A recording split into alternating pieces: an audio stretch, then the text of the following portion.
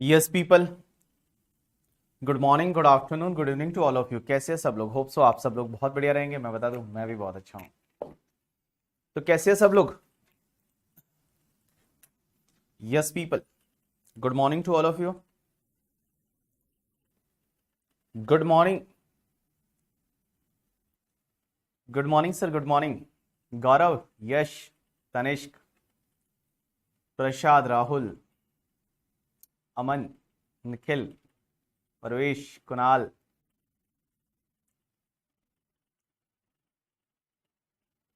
Manohar, Deepika, good morning to all of you. Priyanshi, good morning. चलिए, तो हमने जो कल पढ़ा था उसको अपन उसके आगे पढ़ना चालू करेंगे। कल हमने क्या पढ़ा था उसको एक बार क्विकली रिवाइज कर देते हैं और उसके आगे हम पढ़ना चालू करेंगे। तो कल हमने चालू किया था इनकम टैक्स, और इनकम टैक्स का कल पहला लेक्चर था डायरेक्ट टैक्स का, पेपर नंबर 7 आपके लिए 100 मार्क का पेपर रहता है। 70 marks is from the DT and उसके बाद में 30 marks from the international taxation. अब एक चीज समझना, उसमें जो टॉपिक्स इंटरनेशनल टैक्सेशन में थे टोटल 8 टॉपिक्स थे। डीटी में पूरा इनकम टैक्स जो है वो डीटी में आ जाएगा। उसके बाद में मैंने आपको ये बताया था 100 मार्क का पेपर रहता है, उसमें 30 मार्क्स है वो एमसीक्यूज आते हैं, 70 मार्क्स है वो डिस्क्रिप्टिव आता है। 70 मार्क्स के लिए डिस्क्रिप्टिव में टोटल 6 क्वेश्चन रहेंगे 14 मार्क्स के, उसमें से आपको 5 करने हैं। Means first is mandatory, remaining 5 में से आपको 4 करने हैं। उसके बाद मैंने आपको चीजें बताई थी गवर्नमेंट टैक्स क्यों लेती है। तो गवर्नमेंट टैक्स इसलिए लेती है क्योंकि आपने एक रेस्पॉन्सिबिलिटी दे रखी है कि इंडिया को ग्रो करना है, इंडिया को डेवलप करना है, इंडिया को रन करना है। उसके लिए दो चीजों की जरूरत पड़ती है, एक तो तुम्हारा पावर और एक तुम्हारा पैसा। पावर कहां से आएगा? कॉन्स्टिट्यूशन ऑफ इंडिया से आएगा। पैसा कहां से आएगा? तो पैसा लाने के लिए 3 चीजें। सबसे पहले गवर्नमेंट खुद के बिजनेसेस करती है, मींस खुद के बिजनेसेस करती है, उससे पैसा जुटाती है। उसके बाद में वो अपने पेरेंट्स से मांगती है, आप गवर्नमेंट के पेरेंट्स हो, मींस आपसे मांगती है in the form of the taxes. और उसके बाद भी अगर गवर्नमेंट की नीड कंप्लीट नहीं होती तो वो लोग क्या करते हैं, अगर गवर्नमेंट की नीड कंप्लीट नहीं होती तो वो लोग क्या करते हैं, लोन लेते हैं। उसके बाद में मैंने आपको बताया था कि टैक्सेस दो टाइप के होते हैं, one is the direct tax, one is the indirect taxes. Direct tax वो वाला टैक्स होता है जो डायरेक्टली किसी पर्सन से लेते हैं, मींस उसका टैक्स है उसी से ले लेंगे, that is called direct tax. Indirect taxes क्या होता है? जो इनडायरेक्टली किसी से कलेक्ट होता है। डायरेक्ट टैक्स है वो सीधा यहां पे दिल पे लगता है, इनडायरेक्ट टैक्स है वो दिल पे नहीं लगता क्योंकि आपको पता ही नहीं चलता। उसके बाद मैंने बताया था आपको इनकम टैक्स जो है वो इनकम टैक्स कौन सी गवर्नमेंट लेती है। तो मैंने आपको बताया था इनकम टैक्स है वो सेंट्रल गवर्नमेंट लेती है। सेंट्रल गवर्नमेंट लेती है क्योंकि यूनियन लिस्ट की एक एंट्री नंबर 82 है, वो सेंट्रल गवर्नमेंट को ये पावर देती है कि सेंट्रल गवर्नमेंट चाहे तो इनकम टैक्स ले सकती है, तो इनकम टैक्स है वो सेंट्रल गवर्नमेंट लेती है। उसके बाद में ऑल इनकम पे ले सकती है except income from the agriculture income. Agriculture income छोड़ के, क्योंकि एग्रीकल्चर इनकम पे टैक्स लेने का राइट है वो स्टेट गवर्नमेंट के पास है। Source of income tax law, income tax law में हम क्या क्या पढ़ेंगे? एक इनकम टैक्स एक्ट पढ़ेंगे। Income tax act is a Rohit Sharma, means किसी भी क्रिकेट टीम का जो कैप्टन होता है, that is the act. Act में क्या दे रखा है? जितने भी तुम्हारे प्रोविजन है वो तुम्हारे एक्ट में दे रखे होंगे, जैसे कि टैक्स कैसे लगेगा, कितना लगेगा, क्या लगेगा, वो सब उसमें दे रखा होता है। प्रोसीजरल पार्ट है, प्रोसीजर मींस असेसमेंट प्रोसीजर वगैरह है, वो आपका एक्ट में दे रखा है। रूल्स क्या होते हैं? रूल्स एक्ट को सपोर्ट करने के लिए होते हैं। तो जितने भी फॉर्म्स है, जितने भी प्रोसीजर है, वैल्यूएशन के रूल्स वगैरह है, वो आपको रूल्स में दे रखे हैं। हर साल एक फाइनेंस एक्ट आता है। फाइनेंस एक्ट है वो कैसे? 3 पार्ट में रहता है। 3 पार्ट में सबसे पहले एक बिल प्रेजेंट होता है करके, ठीक है, और बिल प्रेजेंट होने के बाद उस पर डिस्कशन होता है। उसके बाद वो आपके प्रेसिडेंट के पास जाता है, प्रेसिडेंट जिस दिन इसको साइन कर लेते हैं तो वो फाइनेंस एक्ट बन जाता है। सर्कुलर नोटिफिकेशन है वो आपके लिए क्या होते हैं? तो सर्कुलर एक क्लेरिफिकेशन होते हैं जो आपके लिए एसएससी के लिए बाइंडिंग नहीं है बट डिपार्टमेंट के लिए बाइंडिंग है, ठीक है। नोटिफिकेशन सबके लिए बाइंडिंग है। नोटिफिकेशन क्या होता है? अमेंडमेंट का इफेक्ट देने के लिए वो नोटिफिकेशन निकालते हैं, क्योंकि जहां लिखा होता है एज मे बी नोटिफाइड, तो जब नोटिफाई करते हैं तो उससे अमेंडमेंट का इफेक्ट दिया जाता है। सुप्रीम कोर्ट हाई कोर्ट के जजमेंट है वो लाइक हाई कोर्ट के जजमेंट उस पर्टिकुलर एरिया में ही बाइंडिंग होते हैं। सुप्रीम कोर्ट के जजमेंट है वो लॉ ऑफ लैंड माना जाता है। मैं सुप्रीम कोर्ट का जजमेंट आया मतलब वो लॉ ही है जब तक कि लॉ में चेंज ना हो। कल मैंने इसके बारे में बताया था। Charge of income tax, charging section 4 क्या बोलती है कि इनकम टैक्स है वो एवरी असेसमेंट ईयर में लगेगा। जो भी इनकम आप कमाते हो इन the previous year assessment year में उसमें लगेगा। और भैया ऑल पर्सन को लगता है, और जो भी रेट्स दे रखी होती है फाइनेंस एक्ट में उस रेट से आपको इनकम टैक्स पे करना पड़ता है। Assessment year and previous year. Previous year वो वाला ईयर होता है जिस ईयर में आप इनकम कमाते हैं। असेसमेंट ईयर वो वाला ईयर रहता है जिस ईयर में आप उस पर टैक्स भरते हैं। असेसमेंट ईयर ऑलवेज आपका 12 मंथ का होता है। प्रीवियस ईयर है वो 12 मंथ से कम हो सकता है। जैसे कोई न्यू बिजनेस स्टार्ट हुआ तो उस केस में आपका प्रीवियस ईयर है वो 12 मंथ से कम हो सकता है। उसके बाद में पर्सन की डेफिनेशन में 7 लोग आएंगे, individual, HUF, company, partnership firm, AOP BOI, artificial juridical person और तुम्हारा लोकल अथॉरिटी। एसएससी किसको बोलते हैं कि भैया जो पर्सन लाइबल टू पे एनी टैक्स है, एनी फीस है अंडर इनकम टैक्स, उसको अपन क्या बोलेंगे, एसएससी बोलेंगे। या फिर कभी कभी क्या होता है, डीम्ड एसएससी भी होते हैं। जैसे ट्रस्ट के केस में जो ट्रस्टी है वो रिप्रेजेंटेटिव एसएससी है, दैट इज डीम्ड एसएससी। और इनकम टैक्स में जहां जहां लिखा होता है एसएससी इन डिफॉल्ट करके, तो उसको भी एसएससी माना जाता है। किसी पे कोई असेसमेंट आ गया, कोई प्रोसीडिंग चालू हो गई, तो वो भी एसएससी बन जाएगा। अब एक बात समझना, कुछ केसेस ऐसे होते हैं जिसमें आपका असेसमेंट प्रीवियस ईयर में ही होता है, मींस प्रीवियस ईयर में ही आपको टैक्स भरना पड़ेगा, असेसमेंट ईयर तक वेट नहीं होगा, प्रीवियस ईयर में ही आपकी इनकम निकाल दी जाती है और आपको टैक्स भरना पड़ेगा। कब कब?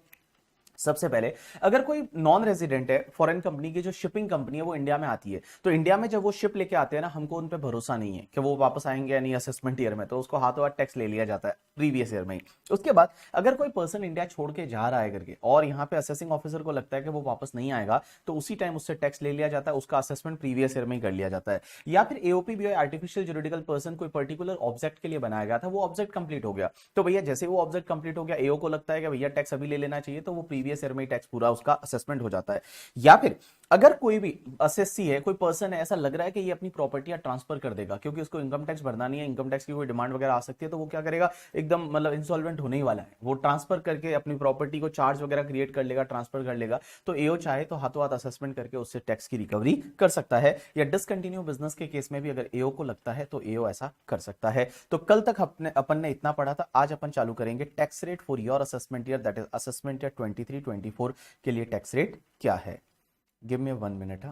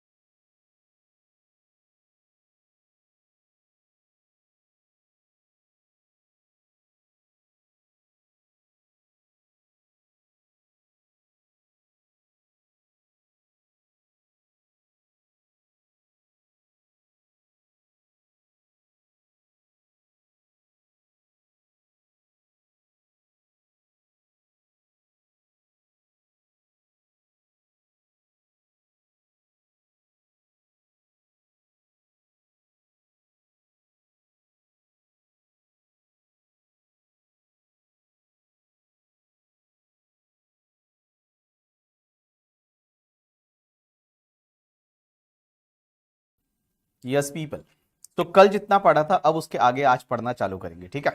चलिए, तो आज हम पढ़ने वाले हैं बहुत ही इंटरेस्टिंग पार्ट। आज बहुत सारा कैलकुलेशन होगा, आपको अपना कैलकुलेटर अपने साथ में रखना है, तो अगर कैलकुलेटर कहीं रखा हो तो उसको ला लीजिए, आपके पास में चाहिए आज कैलकुलेटर। तो सबसे पहले आपको बुक में नहीं देखना है, जब भी मैं पढ़ाता हूं ना, एक चीज हमारा स्टैंडर्ड रूल रहेगा कि जब मैं आपको पढ़ाता हूं आपका ध्यान इधर होना चाहिए, means your focus should be here only. आपको बुक में नहीं देखना है, बुक में नहीं देखना, क्या ऐसा नहीं करना है, अच्छा पता नहीं सही पढ़ा रहे नहीं, बुक में टिक मार्क करते, ऐसा नहीं, कुछ भी नहीं करना है बुक में, आपको सिर्फ इधर देखना है, इधर आपका ध्यान होना चाहिए, ठीक है। तो चलिए हम स्टार्ट करते हैं मेगा। और सबसे पहले हम आज पढ़ने वाले हैं that is the tax rate for your examination, tax rate for assessment year 23-24, या मैं ऐसा बोल सकता हूं कि प्रीवियस ईयर 22-23, प्रीवियस ईयर 22-23, अभी प्रीवियस ईयर 22-23 चल रहा है, असेसमेंट ईयर 23-24 में जाके आप टैक्स भरोगे। तो सर अपना प्रीवियस ईयर 22-23 है, उसके लिए टैक्स रेट्स क्या है, क्योंकि हमने सुना है किसी किसी के लिए स्लैब रेट लगती है, किसी के लिए कुछ फ्लैट टैक्स रेट है, तो आज हम वो सीखने वाले हैं। तो आपके एग्जाम के लिए previous year is always 22-23 and your assessment year is 23-24। Guys जो टैक्स रेट होती है ना, वो टैक्स रेट दो तरह की होती है, means there is two type of the tax rate. एक टैक्स रेट वो जो आपकी स्पेशल टैक्स रेट होती है, एक होती है आपकी special tax rate, special tax rate, और एक आपकी होती है normal tax rate, normal tax rate, या जिसको मैं बोल सकता हूं जनरल टैक्स रेट। एक जनरल टैक्स रेट होती है, एक होती है तुम्हारी special tax rate. Now what is the meaning of special tax rate? Special tax rate means आपने ऐसा सुना होगा कि जैसे लॉन्ग टर्म कैपिटल गेन होता है, वो लॉन्ग टर्म कैपिटल गेन पे 20% की रेट से टैक्स लगता है। आपने ये भी सुना होगा कि अगर short term capital gain share market वाला है, 111A वाला, तो उस पर 15% की रेट से टैक्स लगता है। आपने ये भी सुना होगा कि long term capital gain 112A, जो शेयर मार्केट वाला लॉन्ग टर्म कैपिटल गेन है, उस पर 10% की रेट से टैक्स लगता है।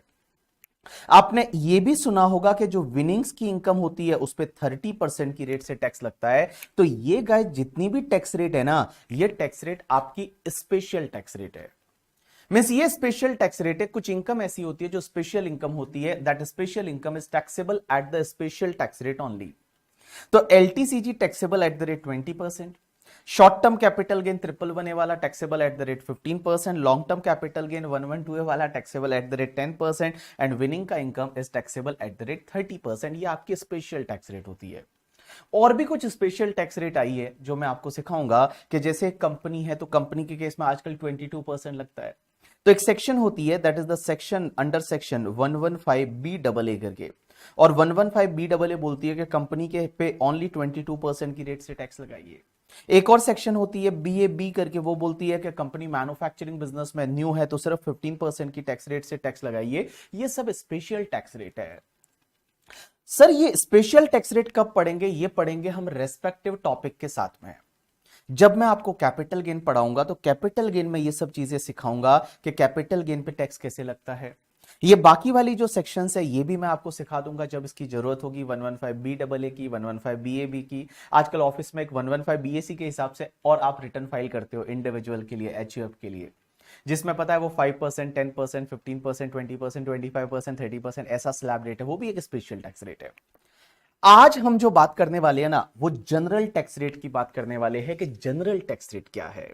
Normal tax rate, general tax rate, special tax rate की बात आज अपन नहीं करेंगे। आज हम जनरल टैक्स रेट पे रहेंगे और हम बात करेंगे जनरल टैक्स रेट की। चलिए इधर देखिए आप लोग, सबसे पहले हम चालू करते हैं जनरल टैक्स रेट। और जनरल टैक्स रेट में सबसे पहली चीज कि sir in case of the individual, in case of, आपको बोर्ड पे ध्यान देना है, individual, HUF, AOP, BOI, artificial juridical person, ये 5 लोग कौन कौन इंडिविजुअल है, HUF है, AOP है, BOI है, artificial juridical person.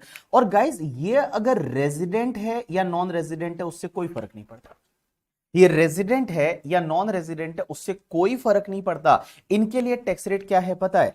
Up to 2,50,000 तक का जो इनकम रहेगा ना, उस पे आपको कोई भी टैक्स नहीं लगेगा। There is no tax up to 2,50,000 income. Means 2,50,000 तक की इनकम पे आपको कुछ भी टैक्स नहीं पे करना। लेकिन आपका इनकम जो एक्सेस ऑफ 2,50,000 रहेगा, अप टू आपका 5 लाख रहेगा, उस पे आपको जो टैक्स पे करना है वो 5% से करना पड़ेगा। जो भी आपका 5 लाख से ज्यादा वाला इनकम एंड अप टू आपका 10 लाख तक का इनकम रहेगा, उस पे आपको 20% की रेट से टैक्स पे करना है। और 10 लाख से जितना भी ज्यादा इनकम रहेगा उस पे आपको 30% की रेट से टैक्स पे करना है। तो देखिए मैंने क्या बोला, सबसे पहले individual, HUF, AOP, BOI, artificial juridical person, भले वो रेजिडेंट है या नॉन रेजिडेंट उससे कोई फर्क नहीं पड़ता। रेजिडेंट नॉन रेजिडेंट कोई फर्क नहीं पड़ता। Up to 2,50,000 there is no tax. Guys इसको बोला जाता है 2,50,000 तक टैक्स नहीं लगता, इसको बोला जाता है बेसिक एग्जेम्पशन। इसको बोला जाता है बेसिक एग्जेम्पशन कि आपको 2,50,000 का बेसिक एग्जेम्पशन है, उस पर कोई टैक्स नहीं लगेगा। 250 to 5 lakh 5%, 5 lakh to 10 lakh 20%, more than 10 lakh 30%। So up to 2,50,000 there is no tax. 250 to 5 lakh 5%, 5 lakh to 10 lakh 20%, more than 10 lakh 30%। अब एक चीज समझना है यहां पे, हम इसको बोलते हैं बेसिक एग्जेम्पशन, बट कभी भी लॉ में बेसिक एग्जेम्पशन नहीं बोला जाता है इसको। लॉ में इसके लिए एक वर्ड यूज होता है, that is maximum amount which is not chargeable to tax. Maximum amount which is not chargeable to tax, that is MANCT, मैं शॉर्ट में बोल सकता हूं, maximum amount which is not chargeable to tax. तो आप ही बताइए मैक्सिमम अमाउंट कितना होगा जिसपे टैक्स नहीं लगेगा? 2,50,000, that is basic exemption.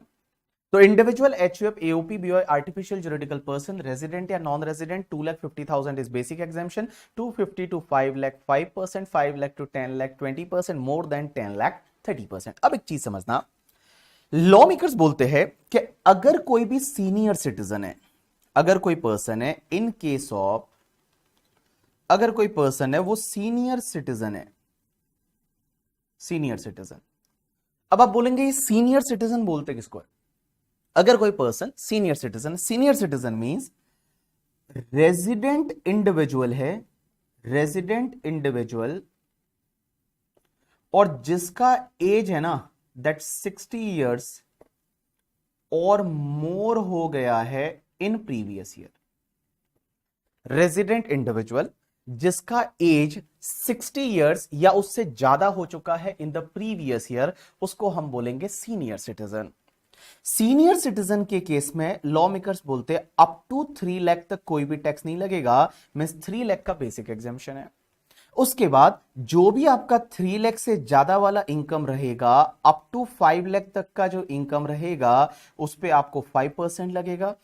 5 lakh से लेके और आपका 10 लाख तक का जो इनकम रहेगा उस पे आपको 20% की रेट से टैक्स लगेगा, और 10 लाख से ज्यादा वाला जितना भी इनकम रहेगा उस पे आपको 30% की रेट से टैक्स लगेगा। तो देखिए मैंने क्या बोला, सबसे पहली चीज सीनियर सिटीजन।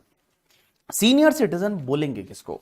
तो सीनियर सिटीजन उस रेजिडेंट इंडिविजुअल को बोलते हैं जिसका एज 60 इयर्स या मोर हो जाता है प्रीवियस ईयर में।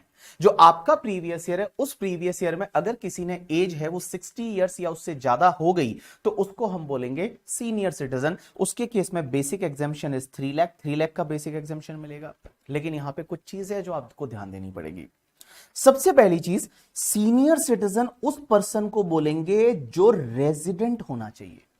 ये चीज को आप नोट करेंगे अच्छे से। सीनियर सिटीजन ओनली उस इंडिविजुअल को बोलेंगे जो रेजिडेंट होना चाहिए इंडिया का। अगर कोई नॉन रेजिडेंट है ना और उसका एज इवन 75 ईयर्स है, 76 ईयर है, 65 ईयर्स है, 60 से ज्यादा है, तो भी वो सीनियर सिटीजन नहीं है। जैसे एक बंदा है वो दुबई में रहता है, इंडिया का रेजिडेंट नहीं है, for India he is a non resident, उसकी एज है वो 70 ईयर्स है, तो क्या जब उसकी एज 70 ईयर्स है तो क्या वो सीनियर सिटीजन में आएगा? Answer is no. ये पूरे इनकम टैक्स एक्ट के लिए ध्यान रखना, सीनियर सिटीजन जहां जहां लिखा हुआ है ना, उस सीनियर सिटीजन के लिए आपका रेजिडेंट इंडिविजुअल होना बड़ा जरूरी है। वो पर्सन को रेजिडेंट होना बड़ा जरूरी है, वो रेजिडेंट होना चाहिए।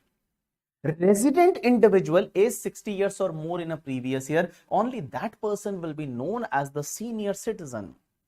Now यहां पे क्वेश्चन आता है कि आप बोल रहे हैं सर कि रेजिडेंट इंडिविजुअल होना चाहिए, एज 60 इयर्स या उससे ज्यादा प्रीवियस ईयर में। अब अपन एक एग्जांपल लेते हैं, उस एग्जांपल से समझने की कोशिश करते हैं। इधर देखिए एक एग्जांपल है बड़ा इंटरेस्टिंग, सब लोग इधर ध्यान देना। होता क्या है, एक बंदा है जिसका नाम है मिस्टर काका। एक मिस्टर काका करके एक बंदा है, और काका जो है, ये लोग फोटो बना देते हैं काका का, वाओ, ये काका है। और ये जो काका है, मुझे एक बात बताइए, आपका प्रीवियस ईयर कौन सा है? Previous year 22-23। So previous year 22-23 में अगर कोई भी पर्सन 60 इयर्स की एज अटेन कर लेता है, उस पर्सन को हम बोलेंगे सीनियर सिटीजन।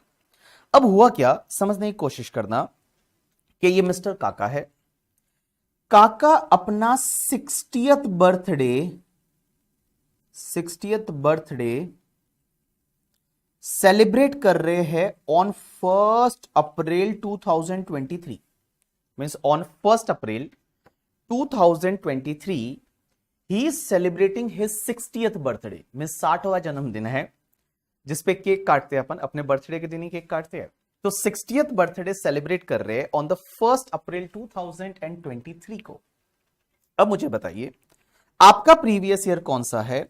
तो मैं बोलूं आपका प्रीवियस ईयर है दैट इज द 22-23, और 22-23 प्रीवियस ईयर मींस आपका ये जो पीरियड रहता है, ये पीरियड कौन सा रहता है? दैट इज द 1 अप्रैल 2022 से लेके और 31 March 2023, that is your period.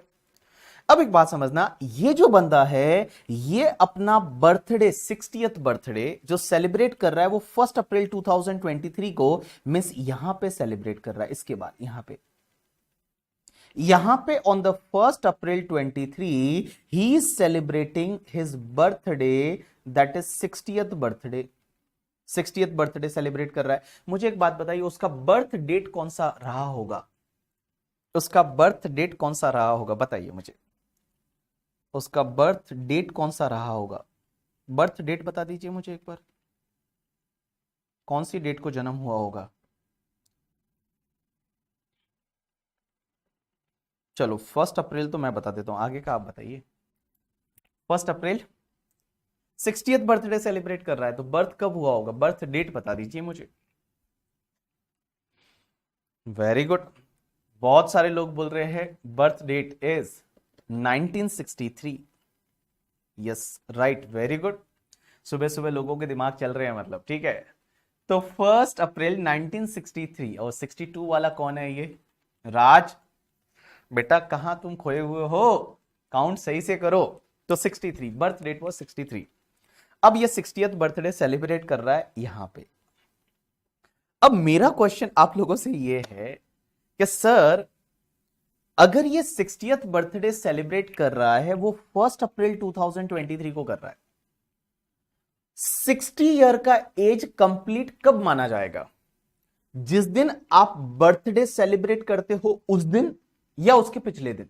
अभी ये डिस्प्यूट था कि भैया आपकी पर्टिकुलर एज जो है वो एज अटेन कब मानी जाएगी कि आपकी एज ये कंप्लीट हो गई, ये आपकी जो एज है वो आपकी एज कंप्लीट हो गई, ये कब मानी जाएगी? जिस दिन आप अपना बर्थडे सेलिब्रेट करते हो, केक काटते हो, लोग हैप्पी बर्थडे बोलते हैं, उसी दिन या उसके पिछले दिन? इस क्वेश्चन में मुझे आप बता दीजिए कि अपना लॉ क्या बोलता है कि senior citizen means resident individual जिसका एज 60 इयर्स या उससे मोर हो जाता है इन the previous year. And our previous year is 20 to 23. This is our previous year. Now, guys, he is celebrating his 60th birthday on the 1 April 2023. My question to all of you कि sir उसका 60 years का as कब complete माना जाएगा? On the same day जिस दिन वो birthday celebrate कर रहा है, और on the preceding date means last date. अगर आप लास्ट डेट पे मानते हो, आप ये मानते हो कि 60 ईयर का एज है वो कंप्लीट हुआ 31 मार्च 2023 को, अगर आप ये मानते हो कि 60 ईयर का एज कंप्लीट हुआ 31 मार्च 2023 को, तो उस केस में क्या होगा कि भाई यहां पे इस ईयर में आपको 3 लाख का बेसिक एग्जेम्पशन मिल जाएगा। बट अगर आप मानते हो कि नहीं नहीं 1/4/2023 को, तो आपको इस ईयर में हायर बेसिक एग्जेम्पशन का बेनिफिट नहीं मिलेगा। आप मुझे बताइए। तो कुल मिला के मेरा क्वेश्चन सिंपल है कि in current year is this person Kaka is able to claim the basic exemption of 3 lakh और 2,50,000। आपको आंसर क्या करना है? 3 लाख और 2,50,000। Just tell me.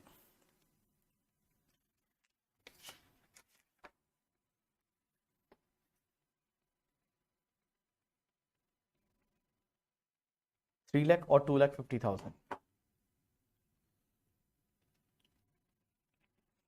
So here Tushar, दर्शन, महक, अमन, नारंग, ये सब लोग बोल रहे हैं 2,50,000, but other people are saying 3 lakh. Other people are saying 3 lakh, some people still 2,50,000। Raj, Junaid 2,50,000, but Kanchi, Hardik, बाकी सब लोग बोल रहे हैं 3 लाख। ओके, सो बेसिकली कुल मिला के 50-50 वाले आंसर है। कुछ लोग बोल रहे हैं 3 लाख, कुछ लोग बोल रहे हैं 2,50,000। Right answer is in this case assessee will be able to claim the basic exemption of 3 lakh. 3 lakh का बेसिक एग्जेम्पशन मिल जाएगा। ये केस सुप्रीम कोर्ट तक चला गया, और सुप्रीम कोर्ट ने एनालाइज किया। सुप्रीम कोर्ट ने पहले जजमेंट दिया एक, और उस जजमेंट में सुप्रीम कोर्ट ने बोला कि जब भी आप कोई पीरियड कैलकुलेट करते हो ना, तो 1 ईयर कब कंप्लीट होता है, उसके पिछली वाली डेट को 1 ईयर कंप्लीट हो जाता है, उसके पिछले वाले डेट को 1 ईयर कंप्लीट हो जाता है। एक एग्जांपल लेते हैं, इधर देखिए। जैसे फॉर एन एग्जांपल, आप जब पीरियड काउंट करोगे तो 15 जुलाई 2022 से सपोज आपको 1 ईयर कैलकुलेट करना है। So can I say that this 1 year will be completed by the 14 जुलाई 2023। भाई सिंपल सा लॉजिक है, 1 ईयर कब कंप्लीट होता है कि जो डेट से आपने स्टार्ट किया उसके अगले साल की उसकी लास्ट डेट जो रहेगी करके, ठीक है, on that day 1 year is completed. तो यहां पे 1 ईयर कंप्लीट जब 14 जुलाई 2023 को हो रहा है, तो उस केस में यहां पे जो सुप्रीम कोर्ट का ऑब्जर्वेशन था कि अगर कोई पर्सन का बर्थ है वो 1 अप्रैल 1963 को हुआ है, तो उस केस में ही has completed the 60 years of age on 31 March 2023 only. 31 March 2023 को उसने ऑलरेडी 60 इयर्स है, वो 60 इयर्स का एज कंप्लीट कर लिया है, और इसके लिए इसको हायर बेसिक एग्जामिशन का बेनिफिट मिलना चाहिए in the previous year 22-23। So this was the observation of court, as well as after that CBDT ने भी एक सर्कुलर निकाला, और सीबीडीटी ने इस चीज को समझाया कि आप हायर बेसिक एग्जामिशन का बेनिफिट ले सकते हो। तो जब भी आप एज कैलकुलेट करोगे, मेरा बर्थ है वो 10 दिसंबर को हुआ था, तो 10 दिसंबर जो है, तो मेरा एक साल कंप्लीट कब होता है? 9 दिसंबर को। फिर 10 दिसंबर से तो नया साल चालू हो जाता है ना, तो 9 दिसंबर है वो 9 दिसंबर को ईयर कंप्लीट हो जाएगा, और यहां पे आपका जो है वो यहां पे आपका हायर बेसिक एग्जामिशन का बेनिफिट मिल जाएगा। नाउ अब बच्चे कुछ क्वेश्चन ऐसे पूछते हैं, कैसे सीए फाइनल वाले, ये इंटर वाले पूछते थे ऐसे क्वेश्चन, ये फाइनल वाले पूछ रहे। वो बोलता है कि यहां 2 अप्रैल को हुआ होता, तो अरे 2 अप्रैल को हुआ होता तो ऑब्वियसली यहां पे आपका 1 अप्रैल 2023 को 60 इयर्स कंप्लीट होता, तो आपको हायर बेसिक एग्जामिशन का बेनिफिट इस साल में नहीं मिलता। बड़ा इलॉजिकल है, क्या प्रॉब्लम है उसमें करके, ठीक है। अगर आपका बर्थ 2 अप्रैल को हुआ होता तो 1 अप्रैल 2023 को आपके 60 इयर्स कंप्लीट होते, तो आपको प्रीवियस ईयर 22-23 में आपके 60 इयर्स कंप्लीट नहीं हुए, और इस साल में आपको हायर बेसिक एग्जामिशन का बेनिफिट नहीं मिलता। क्या ही दिक्कत है उसमें करके, ठीक है। तो चलिए, अभी तक हमने क्या पढ़ा, एक बार क्विकली रिवाइज करा देता हूं कि individual, HUF, AOP, BOI, artificial juridical person, भले वो रेजिडेंट है या नॉन रेजिडेंट है, अप टू 2,50,000 डैश पे डैश, कोई टैक्स नहीं, 250 to 5 lakh 5%, 5 lakh to 10 lakh 20%, more than 10 lakh 30%। In case of senior citizen, senior citizen means resident individual, age 60 years or more in the previous year, that is called senior citizen. Up to 3 lakh there is no tax, 3 lakh to 5 lakh 5%, 5 lakh to 10 lakh 20%, more than 10 lakh 30%. Now we are going to start with the next part. Next part आता है super senior citizen के case में। अब एक बात समझना, ये super senior citizen क्या होता है, इधर देखना बेटा। इन case of super citizen, super senior citizen, super senior citizen मतलब भाई अब तो एक तो सुपर हो गए वो लोग, ठीक है, सुपर होने के बाद सीधा ऊपर ही जाना है थोड़े दिन बाद, that is called super senior citizen. ऐसा नहीं बोलना चाहिए सर, सॉरी सॉरी, हाँ super senior citizen. Super senior citizen means अगर कोई भी रेजिडेंट इंडिविजुअल है, रेजिडेंट इंडिविजुअल, एंड उसका जो एज है ना, दैट एज इज 80 इयर्स और more in previous year. Resident individual, resident होना is mandatory, individual age 80 years और more in previous year, that person is called as your super senior citizen. अब इस बंदे के केस में ये जो लोग हैं जो 80 इयर्स या उससे ज्यादा हो चुके हैं, इनके लिए गवर्नमेंट बोलती है कि आप लोगों के लिए हम 5 लाख का बेसिक एग्जेम्पशन दे देते हैं, मींस 5 लाख पे कोई भी टैक्स नहीं लगेगा। जो भी आपका 5 लाख से ज्यादा वाला इनकम होगा और आपका 5 लाख से 10 लाख तक का जो इनकम रहेगा उस पे आपका 20%, और मोर देन 10 लाख तक का जो इनकम रहेगा, जो भी 10 लाख से ऊपर वाला इनकम रहेगा उस पे आपको 30% की रेट से टैक्स पे करना पड़ेगा। मींस यहां पे 5% का स्लैब नहीं है, यहां पे डायरेक्टली 20% और 30% है वो टैक्स रहेगा इन case of the super senior citizen, means ऐसा रेजिडेंट इंडिविजुअल जिसका एज 80 ईयर्स या उससे ज्यादा हो चुका है करके, ठीक है। अब क्वेश्चन ये आता है कि सर जो कंसेप्ट आपने वो 60 इयर्स में बताया था काका वाले एग्जांपल में, क्या ये कंसेप्ट यहां पे भी लगेगा? आंसर इज ऑब्वियसली यहां पे भी लगेगा। तो इन सिंपल वर्ड यहां पे एक काम करता हूं, मैं एक छोटा सा टेबल जैसे बता देता हूं तो आपको थोड़ा याद रहेगा कि अगर किसी का बर्थडे है वो 1 अप्रैल 1962 है, सॉरी 63 है, 1 अप्रैल 1963 है करके, ठीक है, 1 अप्रैल 1963 है, तो उस केस में उसको बेसिक एग्जेम्पशन इस साल कितना मिलेगा? Basic exemption for previous year 22-23, या मैं बोल सकता हूं असेसमेंट ईयर 23-24। और इस साल में इसको बेसिक एग्जामिशन है वो 3 लाख का मिलेगा। और किसी का बर्थ है वो 1 अप्रैल 1943 को हुआ हो, 20 ईयर्स और पीछे चले जाओ तो 80 ईयर्स कंप्लीट होंगे 1 अप्रैल लाइक 31 मार्च 2023 को। सो 1943 में हुआ था, तो उस केस में इस साल में उसको बेसिक एग्जामिशन है वो 5 लाख का मिल जाएगा। तो अभी तक हमने जो टैक्स रेट पढ़ा उसको एक बार मैं वापस से क्विकली रिवाइज करवा देता हूं कि मैंने आपको क्या पढ़ाया। Individual, HUF, AOP, BOI, artificial juridical person के लिए मैंने बताया। सबसे पहले individual, HUF, AOP, BOI, artificial juridical person के लिए basic exemption is 2,50,000, 2,50,000 to 5 lakh 5%, 5 lakh to 10 lakh 20%, more than 10 lakh 30%। In case of senior citizen, resident individual age 60 years or more in previous year, up to 3 lakh basic exemption, 3 lakh to 5 lakh 5%, 5 lakh to 10 lakh 20%, more than 10 lakh 30%. Super senior citizen, resident individual age 80 years or more in previous year, up to 5 lakh, there is no tax, 5 lakh to 10 lakh, 5 lakh to 10 lakh, 5 lakh to 10 lakh 20%, more than 10 lakh 30%. You got my point or not? Yes. Now all people just pay attention. Very interesting part. हाँ भाई,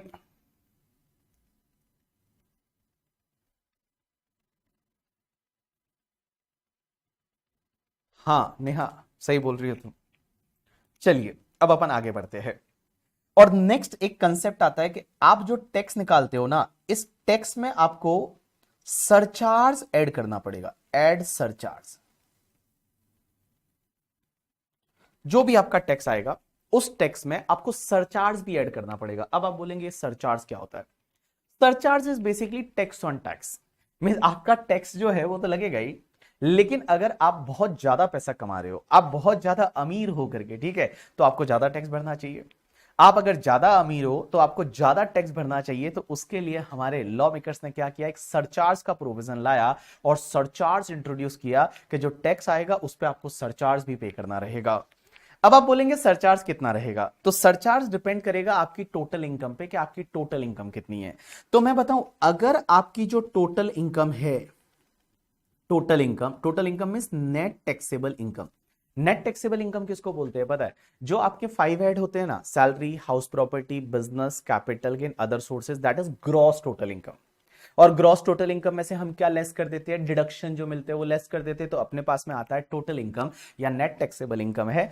अगर ये net taxable income जो है आपकी, ये net taxable income आपकी 50 लाख से ज्यादा है, 50 लाख से ज्यादा नेट टैक्सेबल इनकम 50 लाख तक है तो सरचार्ज लगेगा ही, तो आप गरीब कैटेगरी में आते हो। बट अगर आपकी इनकम 50 लाख से ज्यादा है बट अप टू 1 करोड़ है, तो उस केस में सरचार्ज लगेगा। कितना लगेगा पता है? जो भी तुम्हारा टैक्स आएगा ना, उस टैक्स में आपको ऐड करना है सरचार्ज। टैक्स आया उसमें फिर ऐड करो कितना? 10% की रेट से आपको सरचार्ज लगेगा, 10%। If your income is more than 50 lakh up to 1 crore. But suppose आप तो बहुत ही पैसे वाले हो, आपकी जो इनकम है वो मान लो 1 करोड़ से ज्यादा हो और अप टू 2 करोड़ हो, तो उस केस में आपका जो सरचार्ज रहेगा दैट इज द 15% की रेट से। आपका जो इनकम है वो 2 करोड़ से भी ज्यादा है और अप टू 5 करोड़ है, तो उस केस में आपका सरचार्ज रहेगा 25% की रेट से। और 5 करोड़ से भी ज्यादा है तो आपका सरचार्ज रहेगा 37% की रेट से। मींस 37% है वो सरचार्ज है अगर आपकी इनकम 5 करोड़ से ज्यादा है। क्या मजा आता होगा ना जिन लोगों को इनकम 5 करोड़ से ज्यादा होती होगी साल में। तो 5 करोड़ से ज्यादा का इनकम है तो उस पर टैक्स तो पे आएगा ही। टैक्स पे आपको ऐड करना है 37%। सो आपका सरचार्ज इज 37%। तो सरचार्ज कैसे? अगर अप टू 50 लाख तक का इनकम है कोई सरचार्ज नहीं, लेकिन 50 लाख से ज्यादा है, अप टू 1 करोड़ है तो उसमें 10%, 1 करोड़ से ज्यादा अप टू 2 करोड़ है 15%, 2 करोड़ से ज्यादा अप टू 5 करोड़ है तो 25%, और 5 करोड़ से भी ज्यादा है तो उस केस में 37% है, उतना सरचार्ज आपको पे करना पड़ेगा। अब आप बोलेंगे ये सरचार्ज जो है पहले है ना, पहले क्या था? 2 साल पहले 2019 से पहले की बात कर रहा हूं। That time surcharge was only maximum 15%, सिर्फ 15% ही सरचार्ज था। बट निर्मला सीतारमण जी ने बोला ऐसा कैसे?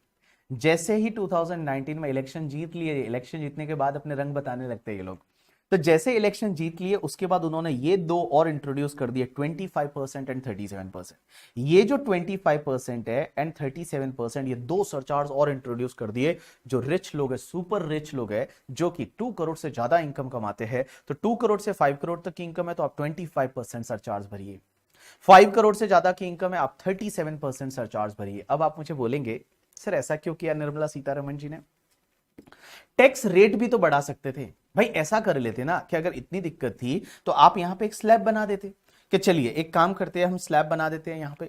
और स्लैब कैसे बनाते कि चलिए 2,50,000 तक टैक्स नहीं है, 5 लाख टू लाइक ये 10 लाख से ऊपर 30%, तो ऐसा कर देते 10 लाख से 50 लाख तक आपका 30%, उसके बाद आप 40% 50%, वैसे आप वैसे स्लैब रेट ही बढ़ा देते ना यहाँ पे। आपको ये करने की क्या जरूरत थी कि आपने सरचार्ज बढ़ाया? उसमें निर्मला सीतारमण जी ने दिमाग लगाया।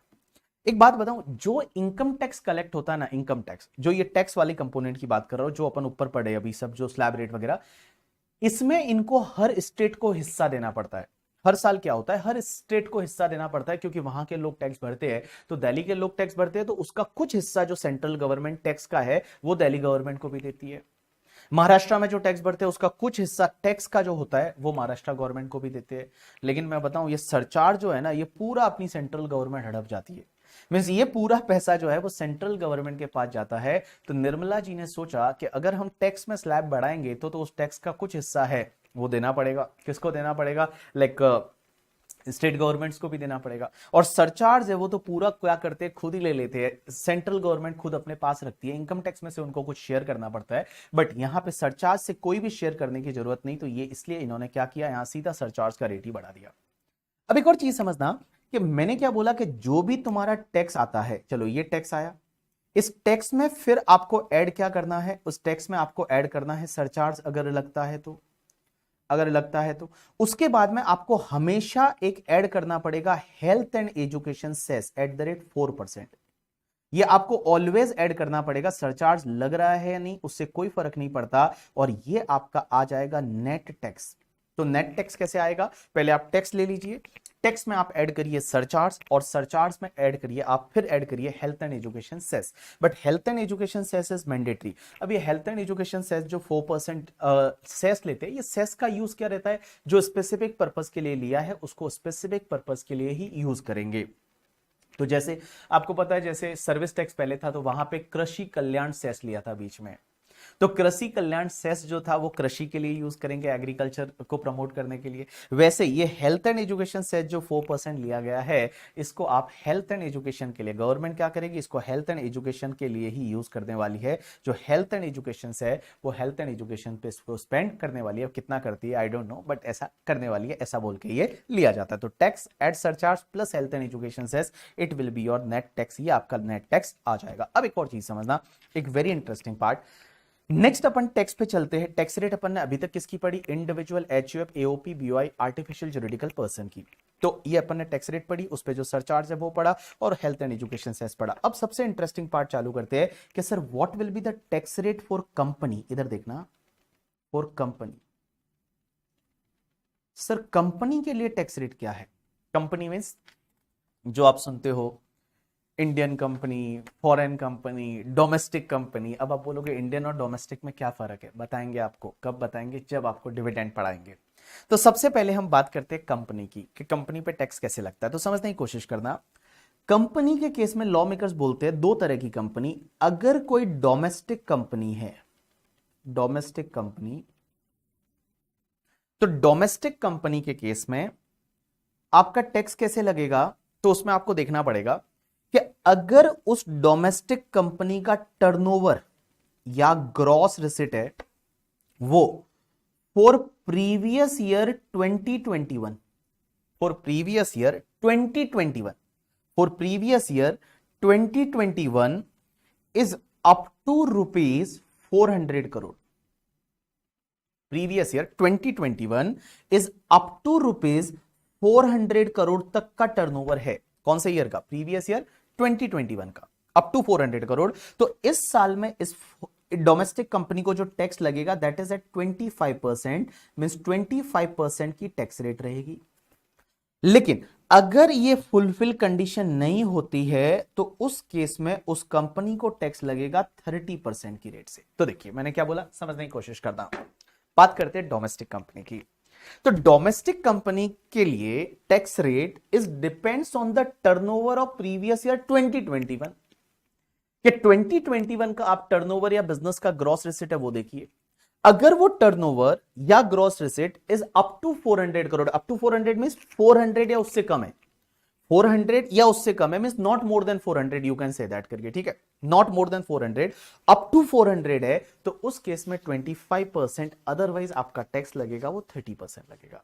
अब आपके दिमाग में क्वेश्चन रहेगा, क्वेश्चन ये रहेगा कि सर एक बात बताइए, आप हमको सिखा रहे हैं tax rate for previous year 22-23 और असेसमेंट ईयर 23-24, तो सर हम टैक्स तो जो निकाल रहे हैं ना, वो टैक्स तो हम प्रीवियस ईयर 22-23 की इनकम पे निकाल रहे हैं, तो इसके लिए why they referred the turnover of previous year 2021, कि 2021 का टर्नओवर देखेंगे, 2021 का turnover is up to 400 crore, up to means like it is a 400 crore और लेस, 400 करोड़ और less, in that case you will get the benefit of 25% concessional tax rate, otherwise आपको 30% की rate से tax भरना पड़ेगा। Now my question to all of you, यहां किसी ने वो क्वेश्चन पूछ भी लिया, बट चलिए मेरा क्वेश्चन आप लोगों के लिए यह है कि sir when we are calculating tax for the previous year 22-23, why they are referring the turnover of previous year 2021, ऐसा क्यों कर रहे हैं वो लोग, ऐसा क्यों बोल रहे हैं कि आप टर्नओवर 2021 का देखिए और 2021 प्रीवियस ईयर का टर्नओवर इज 400 करोड़ और less, then only you can get the benefit of the 25%। So my question to all of you, why turnover they are referring for previous year 2021, tell me.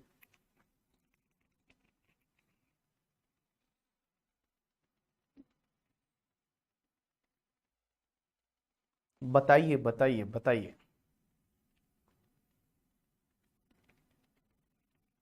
Yes yes, everyone chat is like,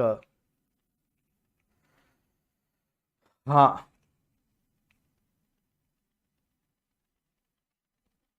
cess जो है वो tax plus surcharge को add करके फिर add करते हैं। किसी ने बोला because it was a Covid period,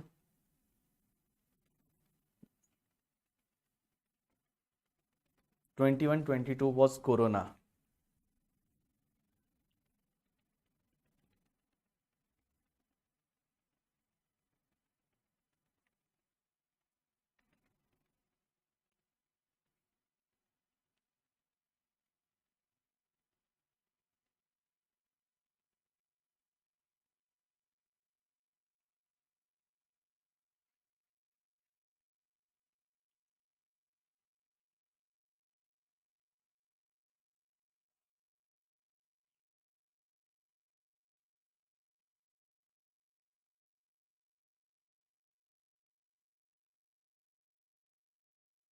चलिए,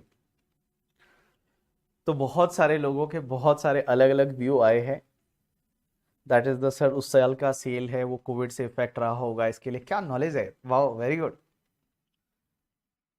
बोलते हैं, कोई बोल रहा है सर सरचार्ज का अमेंडमेंट शायद तभी आया इसके लिए ऐसा बोल रहे हैं, इसलिए वो कंपनी को बेनिफिट, अरे कंपनी पे सरचार्ज अलग है भाई, वो जो अपन ने पहले सरचार्ज पढ़ लिया वो individual HUF AOP BOI artificial juridical person था, अभी कंपनी के सरचार्ज की हमने बात ही नहीं की है, कंपनी के सरचार्ज की हमने बात ही नहीं की है। चलिए इसके पीछे का मैं आपको रीजन बताता हूं, इसके पीछे का रीजन ये है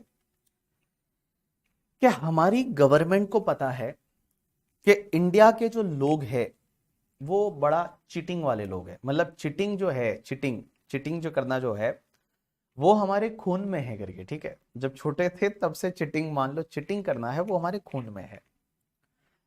अगर मान लो, अगर मान लो गवर्नमेंट बोल दे कि 2021 के टर्नओवर की जगह आप प्रीवियस ईयर 22-23 का टर्नओवर लो, करंट ईयर का, then what people will do, you know that they will always try to restrict their turnover 400 crore or less, means they will restrict their turnover up to 400 crore, वो 400 करोड़ से ज्यादा नहीं बताने की कोशिश करेंगे क्योंकि they wants to take the benefit of 25% tax rate in case of domestic company। आप बोले ठीक है सर चलो कोई बात नहीं, आप बोले कि चलो सर कोई बात नहीं, आप यहां पे 22-23 का मत लीजिए, आप एक काम करिए लास्ट ईयर का ले लीजिए, तो लास्ट ईयर आपका कौन सा था, that is the previous year 21-22, and previous year 21-22 का अगर लेते तो 21-22 प्रीवियस ईयर का पीरियड क्या रहता है, दैट इज द 1 अप्रैल 2021 से 31 मार्च 2022। एंड गाइस जब यहां पे 1 अप्रैल 2021 से 31 मार्च 2022 है, लेकिन यहां पे बजट आ जाएगा 1 अप्रैल 2022 को, सॉरी 1 फेब 2022 को। सो यहां पे जब 1 फेब 2022 को यहां पे जब बजट आएगा, मिस निर्मला सीतारमण जी जब बोलेगी कि आपके लिए टैक्स रेट 25% है, अगर आपका प्रीवियस ईयर 21-22 का turnover is restricted to 400 crore, तो उस केस में people is having the time. यहां पे लोगों के पास टाइम है क्योंकि 2 मंथ तो यही वाला है अपने पास में, फेब और March. So we can manipulate the turnover. हम यहां पे सेल्स से सेल्स रिटर्न बता देंगे और we can manipulate the turnover. That's why law makers made it like you have to refer the turnover of previous year 2021, so you can not change that turnover. तो इसके लिए आप वो turnover change नहीं कर सकते बिकॉज 2021 का already audit वगैरह सब हो चुका होगा। You can not change that. That's why they are referring the turnover of previous year 2021 in case of domestic company. So simple, what is the tax rate for company? First we are discussing about domestic company. Domestic company का turnover है या gross receipt है वो previous year 2021 का is up to 400 crore rupees, then 25%, and if it is otherwise, if it is more than 400 crore, then in that case 30% will be the tax rate. Now there is one question, sir अगर 2021 में वो company थी नहीं, company जो incorporate हुई वो ही मान लो प्रीवियस ईयर 21-22 लास्ट ईयर हुई, या फिर कंपनी इनकॉर्पोरेट इसी साल हुई, this is the first year of like incorporation, then sir what will be the tax rate? 30% और 25%। कंपनी थी नहीं उस ईयर में, तो 2021 में कंपनी थी नहीं, company was not there in that year, company incorporated in last year और in current year, then what should be the tax rate? Tell me, क्या लगता है आपको क्या होगी टैक्स रेट? 25%। जिसने ऑफिस में किया हो काम वही बताना ना, मतलब आप बता तो सकते हो, अनुमानों के आईने में तो हो ही सकता है।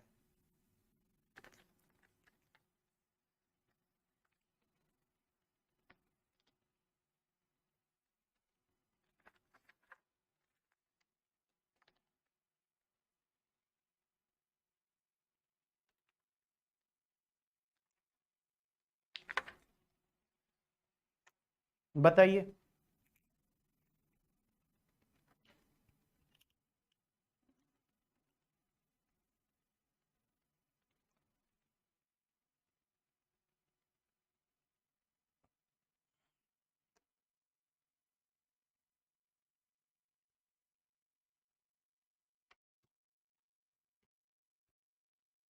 Anyone file the return? Anyone file the return and ऐसे कॉन्फिडेंस वाला आंसर देना कि yes sir I file the return at 25% और 30%।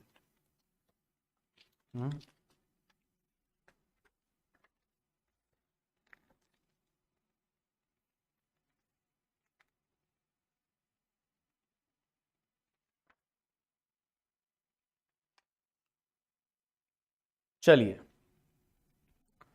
अब जो यहां पे आंसर आया है ना,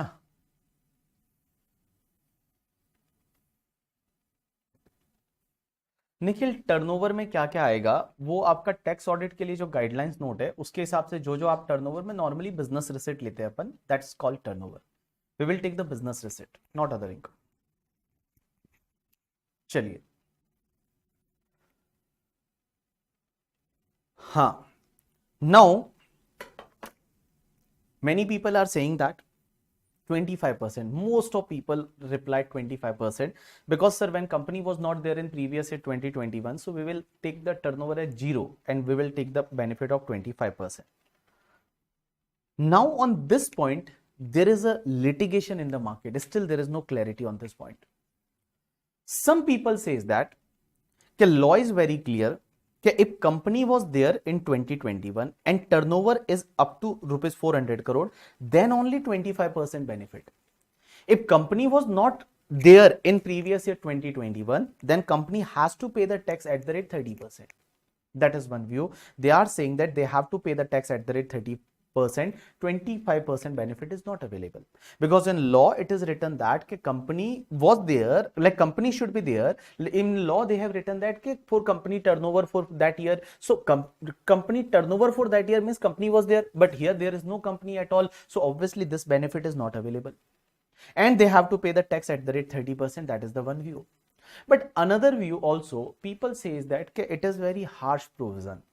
If company is incorporated in last year or in current year, then they can say that like company was not there, so obviously there is no point of the turnover. So turnover should be up to 400 crore. We can say that turnover was zero, so we have to take the benefit of 25%. There is a second view also. But guys, you have to go with the first view. आपको पहले view के साथ में जाना है. पहले view के साथ में जाना है मींस अगर कंपनी उस साल में नहीं थी तो उस केस में आपको 30% की रेट से टैक्स है वो पे करना पड़ेगा, 30% की रेट से टैक्स पे करना पड़ेगा. और आईसीआई ने एक बार एक एमसीक्यू पूछा था, तो आईसीआई ने एक एमसीक्यू बनाया था और उस एमसीक्यू में ऐसा ही था, कंपनी न्यू थी और कंपनी का टर्नओवर का उस साल ऑब्वियसली नीले था, और उन्होंने 30% की रेट से है वो टैक्स कैलकुलेट किया था, 30% की रेट से टैक्स कैलकुलेट किया था. तो आपको इसी व्यू के साथ में जाना है, भले वो नई कंपनी है, आप 30% की रेट से टैक्स है वो पे करेंगे, ये व्यू के साथ आपको जाना है. ठीक है, प्रैक्टिकली इसका लाइक कॉन्ट्राडिक्शन आ सकता है मार्केट में, आप ये सुन सकते हो, आपके ऑफिस में भी हो सकता है, ये आर्ग्यूमेंट हो सकता है कि जब वो कंपनी जो है उस साल में थी नहीं तो उसको 30% से टैक्स भरना चाहिए या 25% से. Still there is no clarity about this particular point करके. चलिए अब अपन बात करते हैं फॉरेन कंपनी की. तो ये तो बात होगी डोमेस्टिक कंपनी की. अब एक बात समझना, जो फॉरेन कंपनी होती है ना, फॉरेन कंपनी के केस में आपका टैक्स रेट है ना, वो टैक्स रेट रहता है 40%. That is the flat tax rate of the 40% in case of foreign company. Tax rate is a 40%. अब एक और चीज समझना, यहां सरचार्ज भी लगता है कंपनी के केस में भी, बट कंपनी पे सरचार्ज की रेट अलग है. समझना, कंपनी के केस में सरचार्ज भी लगेगा, बट सरचार्ज कैसे लगेगा पता है? सरचार्ज भी लगेगा, बट सरचार्ज कैसे लगेगा? दैट डिपेंड करेगा नेट टैक्सेबल इनकम पे, कि नेट टैक्सेबल इनकम है if that is more than 1 crore but up to 10 crore. 1 crore से ज्यादा है net taxable income but up to 10 crore है, तो उस केस में डोमेस्टिक कंपनी के केस में सरचार्ज लगता है, दैट इज द 7%. 7% की रेट से सरचार्ज लगेगा. एंड फॉरेन कंपनी के केस में 2% की रेट से सरचार्ज लगेगा. लेकिन अगर आपकी नेट टैक्सेबल इनकम है, that net taxable income is more than 10 crore, 10 crore से ज्यादा है, तो उस केस में डोमेस्टिक कंपनी के केस में 12% एंड फॉरेन कंपनी के केस में 5% की रेट से सरचार्ज लगेगा. तो देखिए मैंने क्या बोला, surcharge depends on the total income. वहां इंडिविजुअल एचयूएफ एओपी बीओआई में हमने बहुत सारे सरचार्ज पढ़े थे, 10%, 15%, 25%, 37%. यहां पे इतना ऐसा नहीं है. यहां पे बड़ा ही सिंपल है कि कंपनी का नेट टैक्सेबल इनकम 1 करोड़ से ज्यादा है और अप टू 10 करोड़ है, तो डोमेस्टिक कंपनी के केस में 7% एंड फॉरेन कंपनी के केस में आपका 2%. And net taxable income 10 crore से भी ज्यादा है, तो डोमेस्टिक कंपनी के केस में 12% एंड फॉरेन कंपनी के केस में 5%. अब आप मुझे ये पूछेंगे कि फॉरेन कंपनी के केस में सरचार्ज कम क्यों है? सर डोमेस्टिक कंपनी पे तो आप 7%, 12% सरचार्ज ले रहे हो, बट फॉरेन कंपनी पे only 2% and 5%, because foreign company पे टैक्स रेट बहुत ज्यादा है ना. आप देखेंगे टैक्स रेट इज ऑलरेडी 40%, और वो जब टैक्स रेट ऑलरेडी आपका 40% है, टैक्स रेट है वो, टैक्स रेट जब ऑलरेडी 40% है, तो इसके लिए सरचार्ज है वो आपका कम है. सर एक और बात बताइए, हमने कंपनी पे टैक्स लगा दिया, उसमें सरचार्ज ऐड कर दिया, उसके बाद हेल्थ एंड एजुकेशन सेस लगेगा? Answer is yes. आपको हेल्थ एंड एजुकेशन सेस है वो तो आपको लेना ही लेना है, एट द रेट 4% की रेट से आप हेल्थ एंड एजुकेशन सेस लेंगे. अब चीज समझना, कंपनी के बाद में हम आगे बढ़ते हैं और एसएससी पे, और उसका नाम है that is the partnership firm के केस में.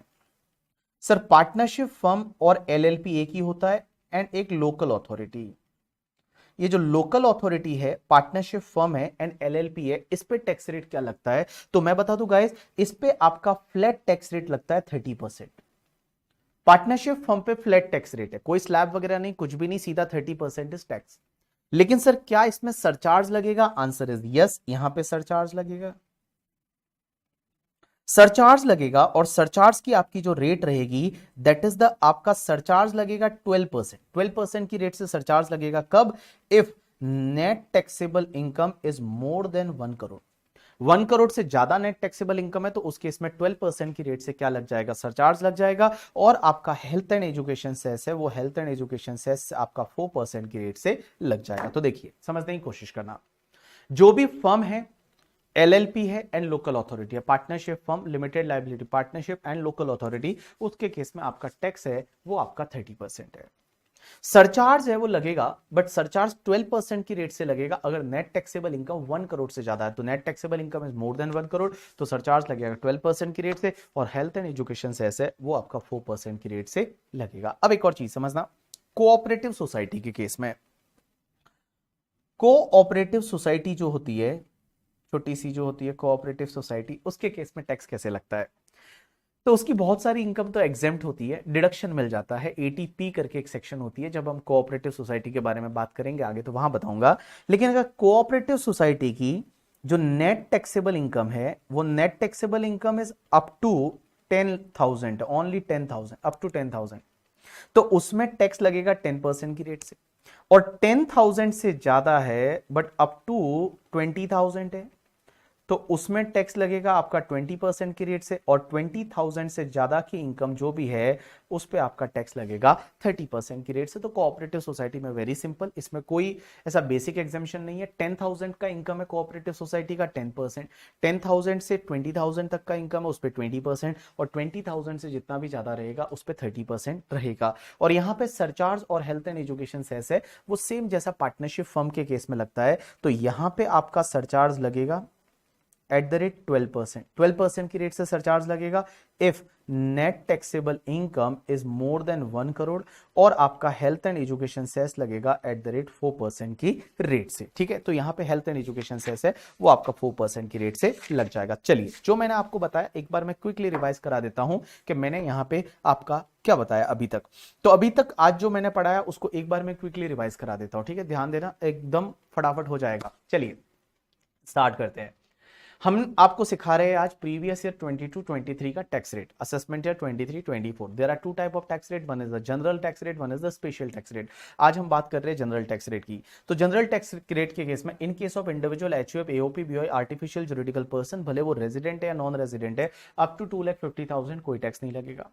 250 से लेके 5 लाख है उस पर 5%, 5 लाख टू 10 लाख है उस पर 20%, मोर देन 10 लाख है उस पर 30%। सीनियर सिटीजन के केस में means resident individual age 60 years और more in a previous year है, उसके केस में अप टू 3 लाख पे कोई भी टैक्स नहीं है, 3 लाख टू 5 लाख है उस पर 5%, 5 lakh to 10 lakh 20%, more than 10 lakh 30%। उसके बाद में अपन बात करते हैं सुपर सीनियर सिटीजन के केस में। सुपर सीनियर सिटीजन में अप टू 5 लाख है उस पर कोई टैक्स नहीं, 5 लाख टू 10 लाख है उस पर आपका 20%, 10 लाख से ज्यादा है उस पर आपका 30% की रेट से टैक्स लगेगा। यहां पे सरचार्ज भी लगेगा। सरचार्ज कैसे लगेगा? Individual, HUF, AOP, BOI, artificial juridical person के केस में सरचार्ज लगेगा अगर आपका net taxable income up to 50 lakh है, कोई सरचार्ज नहीं। 50 लाख टू 1 लाख, 1 करोड़, 50 लाख से लेके 1 करोड़ तक है उसमें 10%, 1 करोड़ से 2 करोड़ तक उसमें 15%, 2 करोड़ से ज्यादा है अप टू 5 करोड़ उसमें 25%, और 5 करोड़ से भी ज्यादा है उसमें 37% की रेट से सरचार्ज लगेगा। कंपनी के केस में टैक्स रेट कैसे लगेगा? That depends on the company, domestic company है या फॉरेन कंपनी है। डोमेस्टिक कंपनी के केस में आपको देखना पड़ेगा कि प्रीवियस ईयर 2021 का जो टर्नओवर है वो अगर अप टू 400 करोड़ है, अप टू 400 मींस 400 करोड़ और लेस है, तो उस केस में 25%, अदरवाइज है आपका 30% की रेट से टैक्स लगेगा। फॉरेन कंपनी के केस में 40% की रेट से टैक्स लगेगा। सरचार्ज लगेगा अगर नेट टैक्सेबल इनकम मोर देन 1 करोड़ है, अप टू 10 करोड़ है तो 7%, और लाइक फॉरेन कंपनी के केस में 2%, और अगर 10 करोड़ से भी ज्यादा है तो डोमेस्टिक कंपनी के केस में 12%, फॉरेन कंपनी के केस में 5%, हेल्थ एंड एजुकेशन से 4%। फर्म, एलएलपी और लोकल अथॉरिटी के केस में टैक्स रेट इज 30%। सरचार्ज है वो सरचार्ज 12% लगेगा अगर नेट टैक्सेबल इनकम 1 करोड़ से ज्यादा है, और हेल्थ एंड एजुकेशन से 4%। कोऑपरेटिव सोसाइटी के केस में net taxable income up to 10,000 है तो 10%, 10,000 टू 20,000 पे 20%, 20,000 से ज्यादा वाला जितना भी रहेगा उस पर 30%, सरचार्ज 12% लगेगा अगर आपका नेट टैक्सेबल इनकम 1 करोड़ से ज्यादा है, और हेल्थ एंड एजुकेशन से 4% लगेगा। अब एक चीज समझना, जब भी आप टोटल इनकम निकालते हो, total income means all 5 head का income minus deduction, that is total income, जिसको मैं नेट टैक्सेबल इनकम भी बोल सकता हूं। तो नेट टैक्सेबल इनकम जो होता है, या तुम्हारा जो नेट टैक्स होता है, नेट टैक्स जो आप टैक्स आता है including surcharge, health and education cess and all, इसको आपको राउंडेड ऑफ करना पड़ेगा in the nearest rupees of the 10, means nearest rupees of the 10 में आपको राउंडेड ऑफ करना है। तो जो भी टोटल इनकम है and your net tax will be the rounded off in the nearest rupees of the 10, आपको नियरेस्ट रुपीज ऑफ द 10 में राउंडेड ऑफ करना है। कैसे करना है? जैसे मान लो आपका आ गया 16,932, तो उस केस में आपको कितना लेना है? यहां पे 16,930 लेना है। अगर आपका मान लो 935 आया, तो उस केस में आपको कितना लेना है? 940 लेना है। और 937 है तो भी आपको कितना लेना है? आपका 940 लेना है। तो नियरेस्ट रुपीज ऑफ द 10 है, वो नियरेस्ट रुपीज ऑफ द 10 में आपको राउंडेड ऑफ करना है करके। ठीक है, चलिए अब आप एक काम करिए, फटाफट फटाफट जितना मैं आपको होमवर्क देता हूं, होमवर्क या क्लास वर्क देता हूं, उतना एक बार आप देख लीजिए। तो आप एक काम करिए, जहां से ये टैक्स रेट चालू होती है यहां से, तो इस पेज से आप एक पढ़ना चालू करिए। ये जो पेज पे दे रखा है पूरा वो आप पढ़ेंगे, उसके बाद सरचार्ज दे रखा है वो आप पढ़ेंगे, एक ये सर्कुलर दे रखा है सीबीडीटी का वो आप पढ़ेंगे, डोमेस्टिक कंपनी वगैरह का टैक्स रेट दे रखा है वो आप पढ़ेंगे, कोऑपरेटिव सोसाइटी का यहाँ पे दे रखा है वो पढ़ेंगे, और यहाँ पे rounded off of the income, ये राउंडेड ऑफ जो दे रखा है 288A 288B वहां तक है वो आप एक बार पढ़ लेंगे। मैं आपको 3-4 मिनट का टाइम देता हूं, उसके बाद हम एक बहुत ही इंटरेस्टिंग पार्ट चालू करने वाले हैं मार्जिनल रिलीफ करके। तो मार्जिनल रिलीफ क्या होता है वो अपन चालू करेंगे 5 मिनट के बाद, मतलब 5 नहीं 2-3 मिनट के बाद। आप पढ़ लो एक बार, 4 मिनट का टाइम देता हूं, आप एक बार पूरा पढ़ लो। यहां तक कहां तक? राउंडेड ऑफ तक है वो। तो आपको 2 पेजेस पढ़ने हैं, फर्स्ट वाला पेज, सेकेंड वाला पेज और थर्ड पेज पे जो राउंडेड ऑफ वाला है वहां तक बस। फिर अपन कैलकुलेशन चालू करेंगे। हेलो।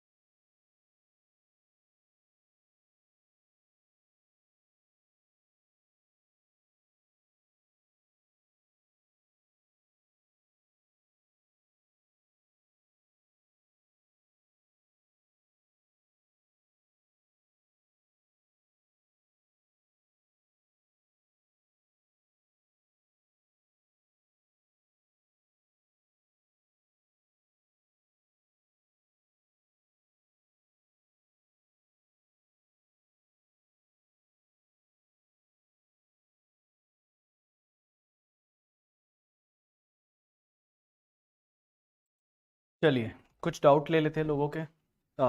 महक का डाउट ये था कि for assessment year 24-25 we will take the previous year 21-22 turnover. I don't know that, only Nirmala Sitharaman know कि नेक्स्ट ईयर के लिए वो क्या डालेंगे बजट में। I don't no.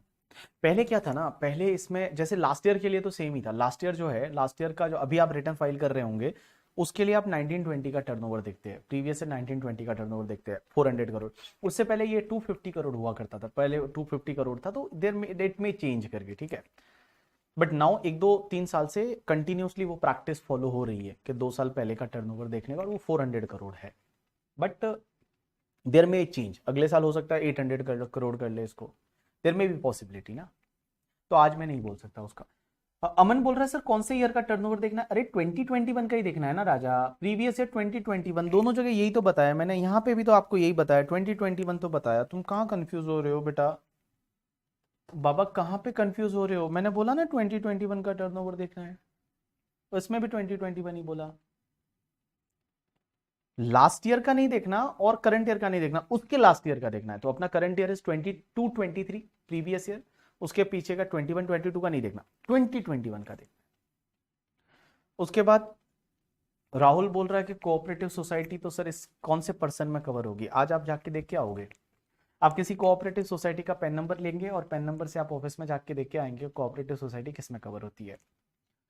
उसके बाद ये केस लॉ का नाम याद रखना है ना बाबा ना, आपको केस लॉ का नाम याद नहीं रखना, जो तुमको याद रखना है वो मैं बता दूंगा। यहाँ पे ये प्रभु दयाल वाला कुछ दे रखा है, उसका याद रखने की जरूरत नहीं है। Sir HUF AOP BY individual, उसमें भी सीनियर वेरी सीनियर सिटीजन? अरे बाबा कैसी बात कर रहा है, HUF में कैसे सीनियर सिटीजन चेक करेंगे? वो सिर्फ इंडिविजुअल में चेक करना है, यहाँ लिखा हुआ तो है सीनियर सिटीजन में, रेजिडेंट इंडिविजुअल, इंडिविजुअल, ठीक है, रेजिडेंट इंडिविजुअल लिखा हुआ तो है। बोलता है कि HUF में और AOP BY में भी सीनियर सिटीजन नहीं चेक करना।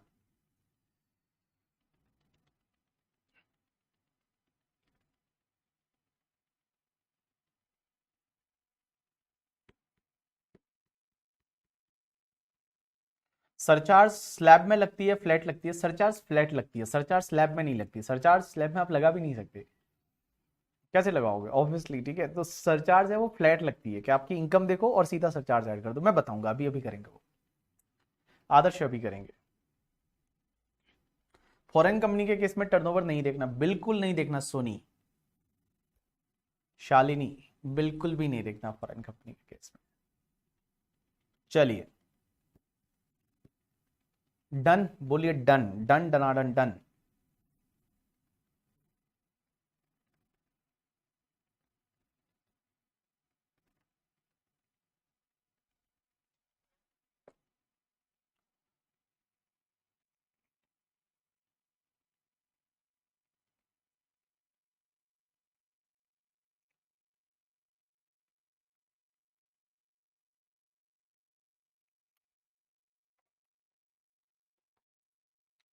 Done done. State of Rajasthan, others, other मतलब इसमें और भी पार्टियां थी। अदर्स कब लिखते हैं? जब आपके पार्टी ज्यादा होती है, जैसे मैं और हम 5 लोग किसी पे केस कर रहे हैं, तो मेरा नाम लिखेंगे भवर बोराना एंड अदर्स करके।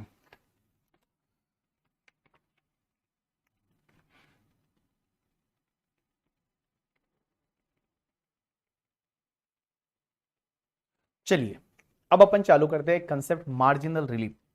कांची, ओ कांची, कांची रे, इधर देखो। हाँ, अपन बात करते हैं मार्जिनल रिलीफ की। अब आप बोलेंगे मार्जिनल रिलीफ क्या होता है? मार्जिनल वर्ड आपने बहुत सारी जगह सुना हुआ है। जब हम छोटे होते थे तो आपको पता है एक एग्जाम्पल लिया जाता था मार्जिनल यूटिलिटी। जब आपने इकोनॉमिक्स पढ़ी थी तो इकोनॉमिक्स में एक एग्जाम्पल लिया जाता था मार्जिनल यूटिलिटी का, कि जब भी आप पहला एप्पल खाते हैं तो आपको कितना सेटिस्फेक्शन होता है, और फिर दूसरा एप्पल खाने के बाद कितना होता है, तीसरा एप्पल खाने के, दैट इज मार्जिनल यूटिलिटी। आपने कॉस्टिंग में भी एक कंसेप्ट पढ़ा हुआ है, that is the marginal costing. और मार्जिनल कॉस्टिंग का मतलब होता है वेरिएबल कॉस्ट, कि एक प्रोडक्ट को बनाने के लिए कितना कॉस्ट लगता है। अब एक और एडिशनल प्रोडक्ट बनाएंगे तो फिक्स कॉस्ट तो कांस्टेंट रहेगा, तो वेरिएबल कॉस्ट कितना लगेगा। एक और एडिशनल प्रोडक्ट बनाएंगे तो वेरिएबल कॉस्ट कितना लगेगा, that is called marginal costing. हम यहाँ पे बात करने वाले हैं मार्जिनल रिलीफ की। अब एक चीज समझना, मार्जिनल रिलीफ यहाँ पे पूरा ध्यान दे देना, एक बार में समझ लेना, क्योंकि आप इसके ऊपर अपने को 4-5 अभी क्वेश्चंस करने पड़ेंगे, तो एक बार में आप समझ लेना, इधर उधर ध्यान मत भटकने देना, ठीक है, इधर ध्यान देना, ठीक है। चलिए हम एक एग्जांपल लेते हैं और एग्जांपल से समझने की कोशिश करते हैं मार्जिनल रिलीफ होता क्या है। जैसे मान लो एक कंपनी है जिसका नाम है बीबी प्राइवेट लिमिटेड, ये एक डोमेस्टिक कंपनी है,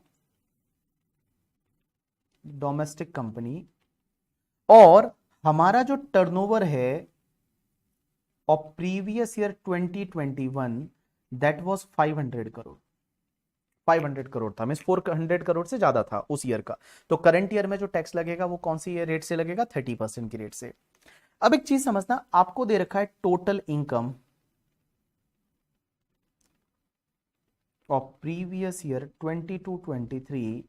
सपोज हमारा total income 1 crore and 1 lakh है, 1 crore and 1 lakh is total income for current previous year that is 22-23। अब एक और चीज समझना, अगर करंट ईयर का जो टोटल इनकम है दैट इज 1 करोड़ 1 लाख, अब इस पे अपन टैक्स निकालेंगे। तो टैक्स कैसे निकालेंगे, तो मैं बताऊं, टैक्स निकालते टाइम सबसे पहले हम टैक्स लेंगे एट द रेट 30%। तो 30% टैक्स विल बी 30,30,000, 30,30,000 का हमारा टैक्स आ गया। मुझे एक बात बताइए, इसमें सरचार्ज लगेगा या नहीं लगेगा? डोमेस्टिक कंपनी जिसका टैक्स रेट 30% है, बट इनकम 1 करोड़ से ज्यादा है, income is more than 1 crore, income है वो मोर देन 1 करोड़ है, तो मुझे बताइए क्या हमको सरचार्ज लगेगा या नहीं? यहां पे कंपनी के केस में हमने क्या देखा था, डोमेस्टिक कंपनी के केस में अगर आपका नेट टैक्सेबल इनकम 1 करोड़ से ज्यादा है, अप टू 10 करोड़ है, तो आपको सरचार्ज लगता है 7%। 7% सरचार्ज लगता है, और 10 करोड़ से भी ज्यादा है तो 12% सरचार्ज लगता है डोमेस्टिक कंपनी के केस में। तो यहां 7% की रेट से सरचार्ज लगेगा, आंसर इज यस। सब बालक लोगों ने अच्छे से आंसर किया है, यहां पे सरचार्ज लगेगा, तो हम यहां पे ऐड करेंगे, ऐड कर दो surcharge at the rate 7%।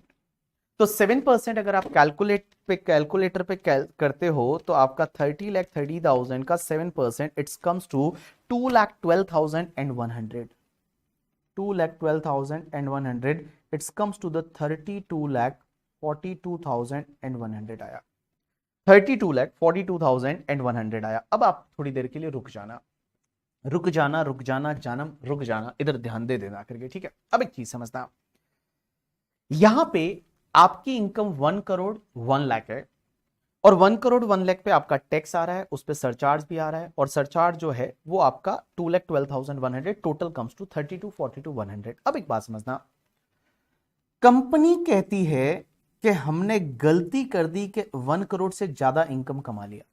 Company कहती है कि सपोज हमारा टोटल इनकम जो है वो 1 करोड़ ही होता, अगर 1 करोड़ ही होता टोटल इनकम, अगर 1 करोड़ ही होता, तो आप ही बताइए इस पे टैक्स कितना आता? मैं बताऊं, 30 लाख टैक्स आता। क्या सरचार्ज लगता या नहीं लगता? आंसर इज नो, यहां सरचार्ज नहीं लगता। अगर आपकी इनकम ओनली 1 करोड़ होती तो टैक्स 30% की रेट से 30 लाख आता, सरचार्ज लगता? आंसर इज नो, सरचार्ज नहीं लगता। कंपनी बोलती है हमने गलती कर दी कि हमने 1 करोड़ 1 लाख कमा लिया, वी मेड द मिस्टेक के we have earn the excess income of the 1 lakh rupees. Nirmala Sitharaman ji Modi ji को बोलते हैं कि ये 1 लाख आप ही ले लो, हमको नहीं चाहिए। हमने जो 1 लाख ज्यादा कमाया ना, ये आप ही ले लो, हमको नहीं चाहिए। चलिए आप ये 1 लाख ऊपर वाला जो है वो आप ही ले लो, हमको नहीं चाहिए, तो भी हमारा 31 लाख होता है। और यहां पे आप जो 32,42,100 टैक्स लगा रहे हो, ये तो हमारे साथ गलत हो रहा है ना, ये तो हमारे साथ गलत है ना। बिकॉज अगर आपकी इनकम 1 करोड़ 1 लाख है तो यहां टैक्स आ रहा है 32,42,100 ड्यू टू द सरचार्ज।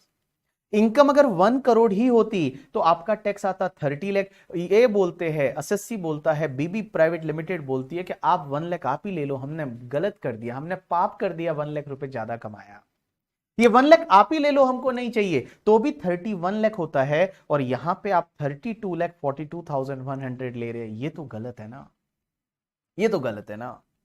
तो यहां पे लॉ मेकर्स ने बोला टेंशन ना लो, आप एक काम करो, अगर ऐसा होता है कि सरचार्ज की वजह से कभी कभी टैक्स ज्यादा बढ़ जाता है as compare to income, surcharge की वजह से increase in tax is higher than increase in income, तो उस केस में जितना इनकम इंक्रीज हुआ है उतना हम ले लेंगे और बाकी वाला आपको मार्जिनल रिलीफ दे देंगे। एग्जाम्पल लेते हैं, यहां हुआ क्या इस एग्जाम्पल में, इधर देखिए। तो मैं आपको बोलूं कि 1 करोड़ के ऊपर आपका इंक्रीज इन इनकम कितना हुआ है, मैं बोलूं 1 लाख हुआ है, ओनली 1 लाख हुआ है, और उसकी वजह से आपका इंक्रीज इन टैक्स कितना हुआ है, मैं बोलूं 2,42,100 हुआ है।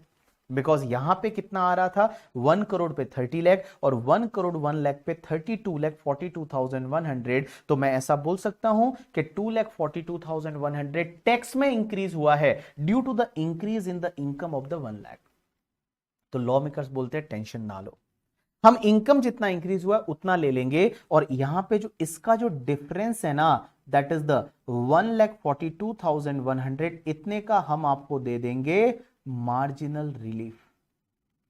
क्या दे देंगे, मार्जिनल रिलीफ। 1,42,100 का हम आपको दे देंगे मार्जिनल रिलीफ। अब एक चीज समझना आप, क्वेश्चन ये आता है कि मार्जिनल रिलीफ कंसेप्ट दे कौन सी सेक्शन में रहा है, क्या इसके लिए कोई सेक्शन बना रखी है? आंसर इज नो गाइस, इस मार्जिनल रिलीफ के लिए कोई सेक्शन नहीं है। मार्जिनल रिलीफ के बारे में कहां लिखा हुआ है, अगर आप फाइनेंस एक्ट पढ़ेंगे तो फाइनेंस एक्ट में जहां टैक्स रेट दे रखी होती है उसी के नीचे एक प्रोवाइजो के फॉर्म में दे रखा है, और उस प्रोवाइजो के फॉर्म में जो दे रखा है उस प्रोवाइजो में ऐसा लिखा हुआ है, जो प्रोवाइजो दे रखा है उस प्रोवाइजो में ऐसा लिखा हुआ है, जो प्रोवाइजो दे रखा है उस प्रोवाइजो में ऐसा लिखा हुआ है कि अगर ऐसा होता है कि कभी आपका टैक्स ज्यादा बढ़ जाता है as compare to income due to surcharge, तो उस केस में जितना इनकम बढ़ा है वो ले लेंगे और उसके ऊपर वाला आपको मार्जिनल रिलीफ दे देंगे। तो यहां पे आपको मार्जिनल रिलीफ मिल जाएगा 1,42,100, और आपको गवर्नमेंट को सिर्फ 31 लाख है वो पे करना पड़ेगा, और फिर आप उसमें ऐड करेंगे हेल्थ एंड एजुकेशन सेस। तो चलिए अब आपको एग्जाम में क्या करना है, बिकॉज सर यहां पे तो आपने ये बता दिया, यहां पे तो आपने बता दिया वो सब ऐसा उधर करके इतना इनकम बढ़ा, इतना टैक्स बढ़ा। एग्जाम में आपको एक सिंपल सा मेथड फॉलो करना है और उसको आपको ध्यान रखना है। सबसे पहले आप एक काम करिए, जब भी आपकी इनकम जो है वो little bit more then the 1 crore है, कंपनी के केस में, little bit more than 1 crore है या little bit more than 10 crore है, क्योंकि 1 करोड़ से लिटिल बिट ज्यादा है तो उस केस में ये चांस बनता है, और 10 करोड़ से ज्यादा है तो भी, क्योंकि देखो 10 करोड़ पे सरचार्ज की रेट चेंज होती है, कंपनी के केस में 10 करोड़ पे सरचार्ज की रेट चेंज होती है।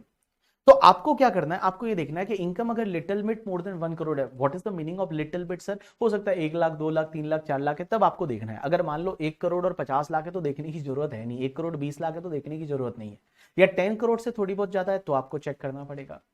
Individual HUF AOP BOI artificial juridical person में अगर 50 लाख से थोड़ी बहुत ज्यादा है आपको देखना पड़ेगा, क्योंकि 10% सरचार्ज लगता है वहां पे। 1 करोड़ से ज्यादा है तो भी आपको देखना पड़ेगा, क्योंकि वहां पे 15% सरचार्ज लगता है। 2 करोड़ से ज्यादा है तो भी आपको देखना पड़ेगा। 5 करोड़ से ज्यादा है तो भी आपको देखना पड़ेगा, individual HUF AOP BOI artificial juridical person के केस में।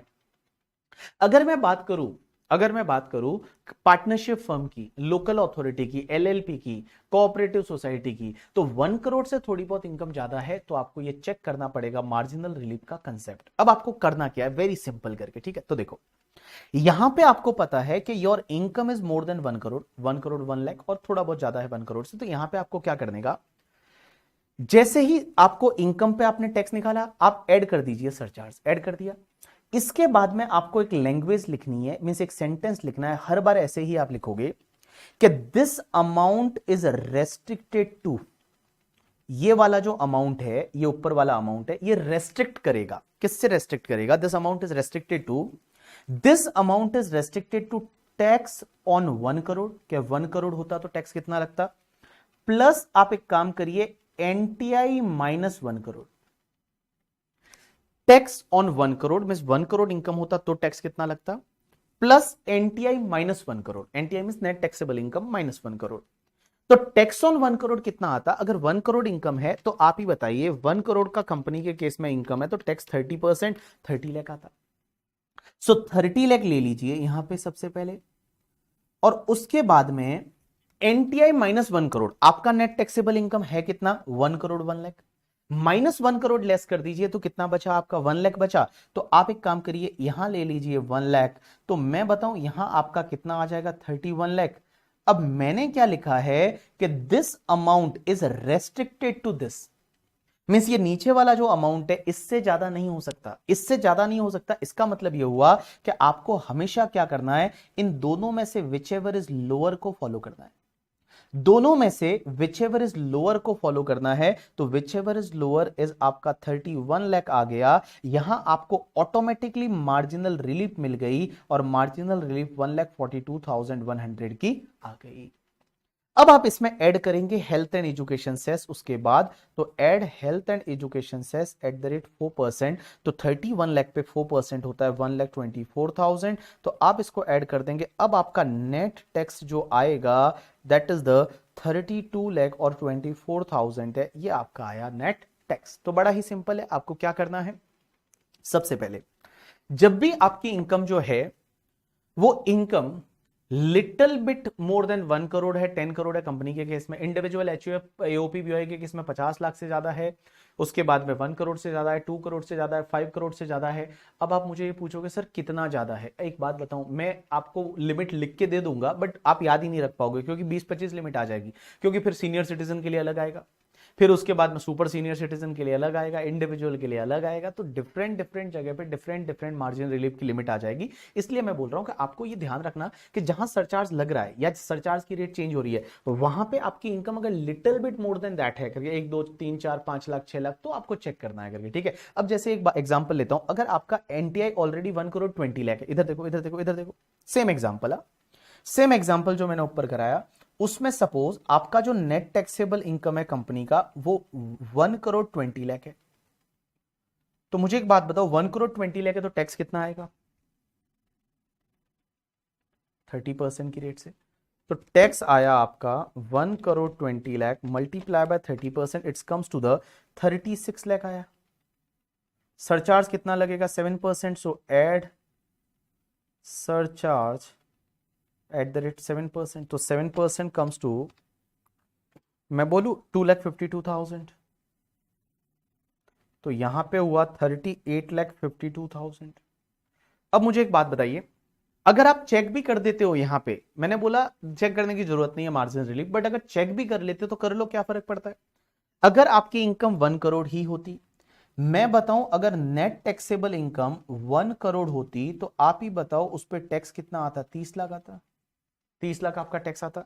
अब एक चीज समझना, टैक्स है वो आपका 30 लाख आता, अब उसमें लाइक आप क्या कर रहे हो, सरचार्ज नहीं लगता, आपकी इनकम ज्यादा कितनी कमाई आपने, 20 लाख ज्यादा है, 20 लाख आप दे दो उनको, गवर्नमेंट को 20 लाख रुपीस है वो निर्मला सीतारमण जी को दे दीजिए। तो जब 20 लाख आपने निर्मला सीतारमण जी को दिया तो आपका 50 लाख हो जाएगा। आप ही बताइए, आप 50 लाख पे करना पसंद करेंगे या 38,52,000 पे करना पसंद करेंगे। ऑब्वियसली 38,52,000 पे करना पसंद करेंगे, तो यहां पे आपका मार्जिनल रिलीफ नहीं आएगा। अब आप अपने मेथड से भी देख सकते हैं, जो अपना स्टैंडर्ड रूप रहेगा, स्टैंडर्ड फॉर्मूला रहेगा, स्टैंडर्ड हर बार अपन ऐसा ही करेंगे। तो हम यहां पे क्या लिखेंगे कि this amount is restricted to tax on 1 crore plus NTI minus 1 crore. तो एक बात बताओ, 1 करोड़ पे टैक्स कितना आता, आपका 30 लाख आता, एनटीआई माइनस 1 करोड़ आपका 20 लाख हो गया, ये तुम्हारा 50 लाख हो गया। मैंने बोला विच एवर इज लोअर आपको कंटिन्यू करना है, तो 38,52,000 आप कंटिन्यू कर लोगे, और 38,52,000 कंटिन्यू किया तो ऑब्वियसली आपको यहां पे कोई भी मार्जिनल रिलीफ है वो आपको नहीं मिला। इस केस में कोई भी मार्जिन रिलीफ नहीं, फिर आप इसमें ऐड कर देंगे health and education cess at the rate 4%, और जो भी आएगा that is your net tax है, वो आपका नेट टैक्स आ जाएगा। यू गॉट माय पॉइंट और नॉट, या? तो देखो, पहली चीज तो मार्जिनल रिलीफ हर जगह लगता है, हर एसएससी के केस में लगता है। ऐसा नहीं है कि सिर्फ कंपनी के केस में लगेगा, ये इंडिविजुअल के केस में भी लगेगा, एचयूएफ के केस में भी लगेगा, कंपनी के केस में भी लगेगा, पार्टनरशिप फर्म के केस में भी लगेगा, जहां जहां सरचार्ज लगता है वहां लगेगा। अब आप एक चीज ध्यान रखेंगे कि जब भी क्वेश्चन करते हैं, और मान लो किसी individual HUF AOP BOI artificial juridical question person का क्वेश्चन है, और उस केस में उसकी इनकम 50 लाख से ज्यादा है, 50 लाख से सपोज 51 लाख हुआ या 52 लाख है, 53 लाख है, तो आप चेक करेंगे। तो आप कैसे चेक करेंगे, आप यहां पे टोटल इनकम उसकी आ गई मान लो 52 लाख, 52 लाख। उस पे आपने क्या निकाल दिया, टैक्स निकाल दिया। अब टैक्स पे आपने सरचार्ज ऐड किया 10%। अब एक बात बताइए, जब आप ये लिखोगे तो रेस्ट्रिक्टेड टू लिखते टाइम आप क्या लिखेंगे? रेस्ट्रिक्टेड टू लिखते टाइम आप लिखेंगे tax on 1 crore plus, sorry, tax on 50 lakh plus NTI minus 50 lakh. क्योंकि 50 लाख से थोड़ा बहुत ज्यादा है ना, तो आप क्या करेंगे, टैक्स ऑन 50 लाख कितना आएगा और एनटीआई माइनस 50 लाख। अब एक बात बताओ, अगर कोई कंपनी है, कंपनी के केस में 10 करोड़ से ज्यादा है, तो आप 10 करोड़ पे टैक्स वगैरह निकाल दिया। रेस्ट्रिक्ट करते टाइम आप क्या लिखेंगे, tax on 10 crore plus NTI minus 10 crore. Tax on 10 crore plus NTI minus 10 crore. आप एक काम करिए, आ जाइए आपकी बुक में और देखिए बुक में क्या लिखा हुआ है। सब लोग एक बार बुक में आइए आप लोग। यहां पे एक कंसेप्ट दे रखा है मार्जिनल रिलीफ का। देखिए क्या लिखा हुआ है, if there is a marginal increase in the income over 50 lakh or 1 crore or 2 crore or 5 crore in case of individual HUF, AOP, BOI, artificial juridical person, or 1 crore in case of company, firm, local authority, cooperative society, or 10 crore in case of the company. Surcharge is applicable on entire amount of income tax, because surcharge is applicable on entire amount of income tax. Entire amount of income tax होता है, पूरे पे income tax पे surcharge लगता है। Surcharge में कोई slab rate नहीं होती है। सरचार्ज कैसा है ना, अगर मान लो आपका इनकम 7 करोड़ है, तो सीधा 7 करोड़ पे जो टैक्स आएगा उसमें 37% आप ऐड कर लो, सीधा सरचार्ज लगता है। Surcharge is applicable on the entire amount of income tax, and as a result, increase in tax is more than the increase in income. In order to remove this effect, assessee shall be allowed the relief to the extent increase in tax is more than increase in the income, as it is called marginal relief and it can be shown in the manner given below, जो हम सीखेंगे। चलिए सबसे पहला question क्या बोलता है। सबसे पहला question, compute tax liability of Shivani limited, एक कंपनी है, डोमेस्टिक कंपनी है ये, ठीक है। Assuming that the total income is 1 crore 1 lakh, same example 1 crore 1 lakh, अभी मैंने एग्जांपल लिया था बट एक चेंज मैंने रखा है। Turnover for previous year 2021 is 380 crore. Means can I say that 400 crore or less? Yes. Assume company not opted section 115BAA. 115BAA is not like applicable. In that case, you have to calculate the tax. आपको tax है वो निकालना है, तो आप कैसे निकालेंगे? जैसा मैंने बताया था, सबसे पहले आप लिख लेंगे total income is 1 crore 1 lakh. Tax कितना लेंगे आप? 25% लेंगे, टैक्स लेंगे, ऐड करेंगे सरचार्ज, मार्जिन रिलीफ वाला कंसेप्ट आएगा और आप निकालेंगे नेट कितना आता है। चलिए आप एक काम करिए, फटाफट ये जो है मैं आपके सामने रख रहा हूं, ये वाला पार्ट, इस पार्ट को देखते हुए ऐसा का आपका फॉर्मेट यही रहना चाहिए, ठीक है। फॉर्मेट आपका यही रहना चाहिए, इसी फॉर्मेट में आप कर दीजिए कि टोटल इनकम लेंगे पहले 1 करोड़ 1 लाख, टैक्स रेट आपका यहाँ 25% आ जाएगा, ठीक है, सरचार्ज अलग आ जाएगा, फिर आप लिखेंगे टैक्स ऑन 1 करोड़ कितना आएगा 25 लाख प्लस आपका ऊपर वाला जो भी है ऐड करेंगे, और आप नेट टैक्स है वो नेट टैक्स मुझे बताइए, नेट टैक्स बताइए मुझे, नेट टैक्स बताइए मुझे।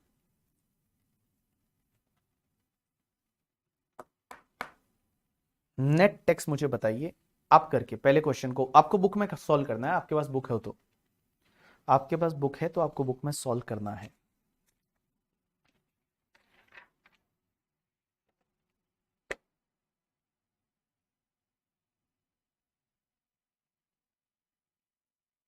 मुझे दोनों अमाउंट बताएंगे, मार्जिनल रिलीफ कितना है और नेट टैक्स पेबल कितना है।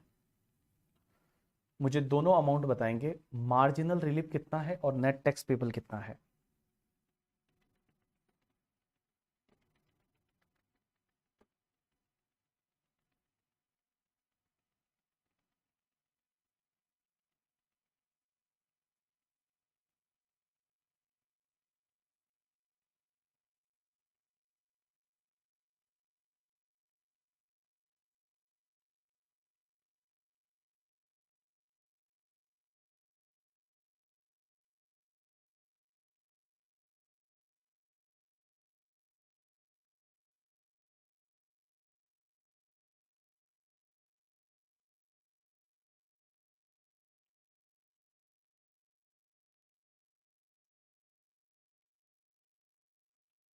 Marginal relief is 1,01,750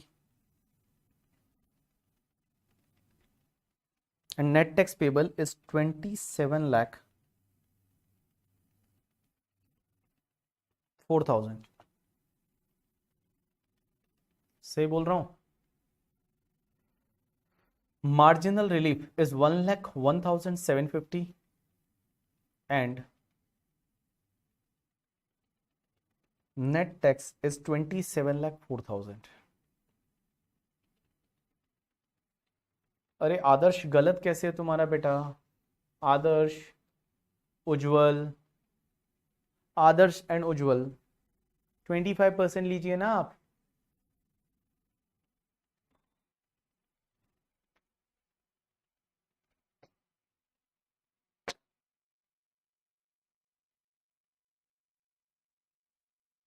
चलिए, Adarsh and Ujjwal, why your answer is wrong? अगर सही हो गया हो तो बोल दो हो गया। अपना मिस्टेक कहां किया है चेक करो। आपने मिस्टेक कहां किया है चेक करो, और अगर हो गया है तो बोलो कि सर डन।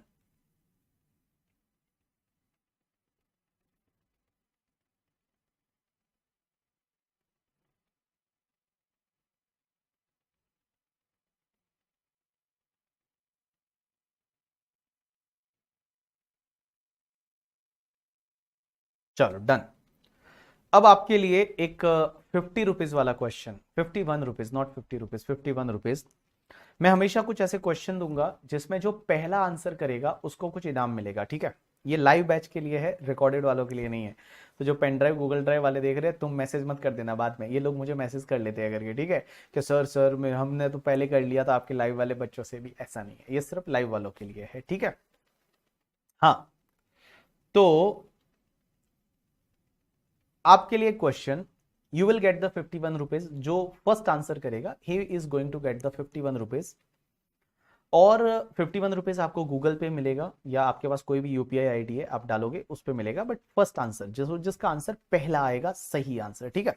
चलिए, आपकी बुक में दे रखा है क्वेश्चन नंबर 2। आपकी बुक में क्वेश्चन नंबर, एग्जाम्पल नंबर 2 दे रखा है। Compute the tax liability of the BB limited, a domestic company, assuming that the total income is 10 crore 1,80,000। 10 crore 1,80,000 is total income है, और टर्नओवर प्रीवियस ईयर 2021 का 480 करोड़ है। Assume that company not opted section 115BAA। You have the break of 10 minutes. 10 minute का आपके लिए break अभी ले लो करके, ठीक है? और इस क्वेश्चन को आप सॉल्व भी कर लो ब्रेक में, तो दोनों काम हो जाएंगे, ब्रेक भी हो जाएगा, क्वेश्चन भी सॉल्व हो जाएगा। और जो पहले आंसर करेगा सही answer, that person is going to rewarded by 51 rupees, ठीक है? चलिए, तो आपके लिए ब्रेक एज वेल एज ये वाला क्वेश्चन जो आपको डिस्प्ले पे दिख रहा है।